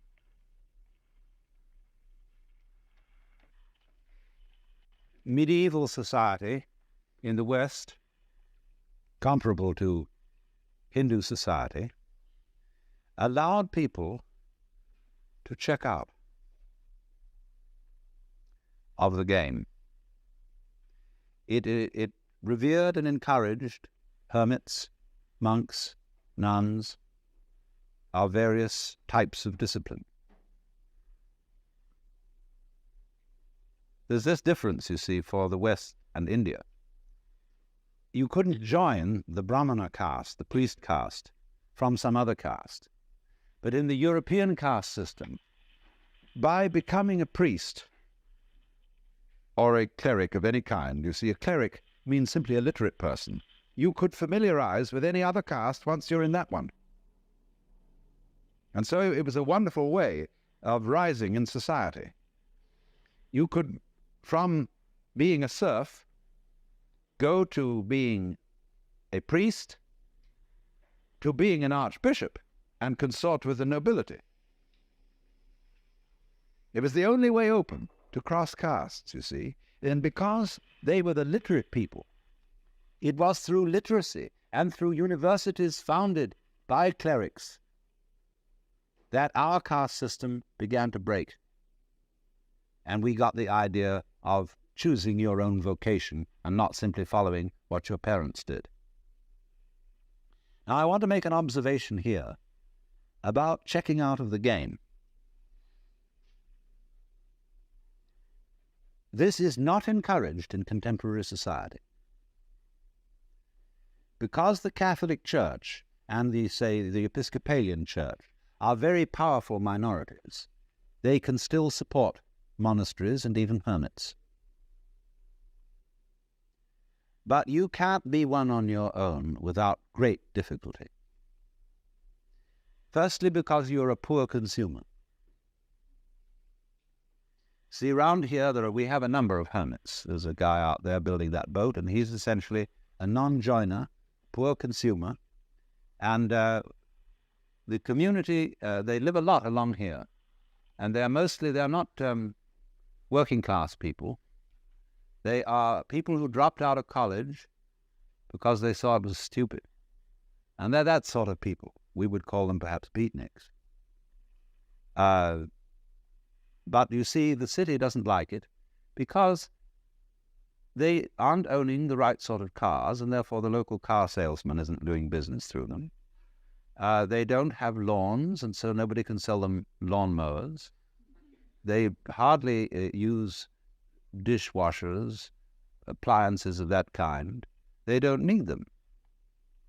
And also they wear blue jeans and things like that, and so the local dress shops feel a bit put out having these people around. And they live very simply. Well, you mustn't do that. You've got to live in a complicated way. You've got to have the kind of car, that identifies you as a person of substance and status and all that. So there's a great problem here in our society. Now, why is there this problem? There's always a very inconsiderable minority of these non-joiners or people who check out of the game. But you will find that insecure societies are the most intolerant of those who are non-joiners. They are so unsure of the validity of their game rules that they say everyone must play. Now that's a double bind. You can't say to a person, you must play, because what you're saying is you are required to do something which will be acceptable only if you do it voluntarily. You see? So everyone must play is the rule in the United States. And it's the rule in almost all Republican governments. I mean Republican in the sense of democratic. Because they're very uneasy. Because everybody's responsible. You mean you may try not to be and avoid it and say, oh, let the senators take care of it or the president. But theoretically, everyone's responsible. Now, that's terrifying. See, it's all right when you know what's right. There is an aristocracy, there is the clergy, and they know what should be done, and they're used to ruling, see. But now it's in your hands. You say, well, what are we going to do? Well, I think this way, and you think that way, and he thinks the other way. And so we're all unsettled. And therefore, we become more and more conformist. Individualism, rugged individualism, always leads to conformism, because people get scared. And so they herd together, and compounded with industrial society, mass production, etc. They all wear the same clothes, and they're sensible clothes that don't show the dirt too much. And we get duller and drabber, and with the exception of the Californian Revolution.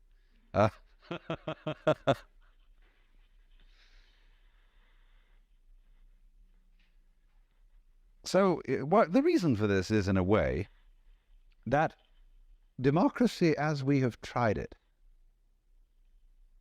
started out on the wrong foot. You see, in the scriptures, in the Christian scriptures, it says everybody is equal in the sight of God. Now that's a mystical utterance. That means that from the standpoint of God, all people are divine and are playing their true function. And that is something that is true on a certain plane of consciousness. But come down a step and try to apply the mystical insight in the practical affairs of everyday life, and what do you get? You get a parody of mysticism.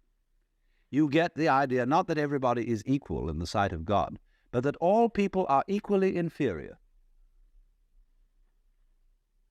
And that's why all bureaucracies are rude, why the police are rude, and why you are made to wait in lines and are obstreperous income tax individuals and all that sort of person. Because everybody's a crook. Everybody's equally inferior. See, that becomes the parody of democracy. And that kind of society, watch out for it. It turns in a quick click into fascism because of its terror of the outsider. Now, a free and easy society loves outsiders. In fact, it's a little bad for the outsider's integrity because he becomes the holy man, see? And people make salams and give him food and all that. They really take care of the outsider because they know that man is doing for us what we haven't got the guts to do. That outsider who lives up there in the mountain is at the highest peak of human evolution. His consciousness is one with the divine. And great, just there is someone like that around. It makes you feel a little better. He has realized, he knows what it's all about. And so we need a number of those people. Even though they don't join our game, they tell us, you see, what you're doing is only a game. It's okay, I'm not going to condemn you, but it is only a game, and we up on that mountaintop are watching you. We love you. We have compassion for you. And but excuse, please, we aren't going to join. So that gives the community great strength because it tells the government in no uncertain terms that there's something more than government. That's why wise kings kept not only priests but court fools. The court fool is much more effective than the priest to remind the king that after all he's human. And you know how in Richard II, where the fool is called the antic, the king says, within the hollow crown that rounds the mortal temples of a king keeps death his watch. And there the antic sits, scoffing at his state and grinning at his pomp, allowing him a little time to monarchize, be feared, and kill with looks. And then at last comes death, and with a pin bores through his castle wall, and farewell, king. See, always this reminder of the priest or of the antic to the royalty, to the government. You are going to die. You are mortal. Don't give yourself airs and graces as if you were a god. As king, you are only a representative of God. And there is a force, there are domains way, way beyond yours and way, way higher. But it's very difficult for a Republican government to realize that because it's insecure. And therefore, in our present world, you cannot abandon nationality without the greatest difficulty. People who try to abandon nationality get constantly deported from one place to another. You must belong to this thing, as Thoreau put it. However far into the forests you may go, men will pursue you and compel you to belong to their desperate company of oddfellows.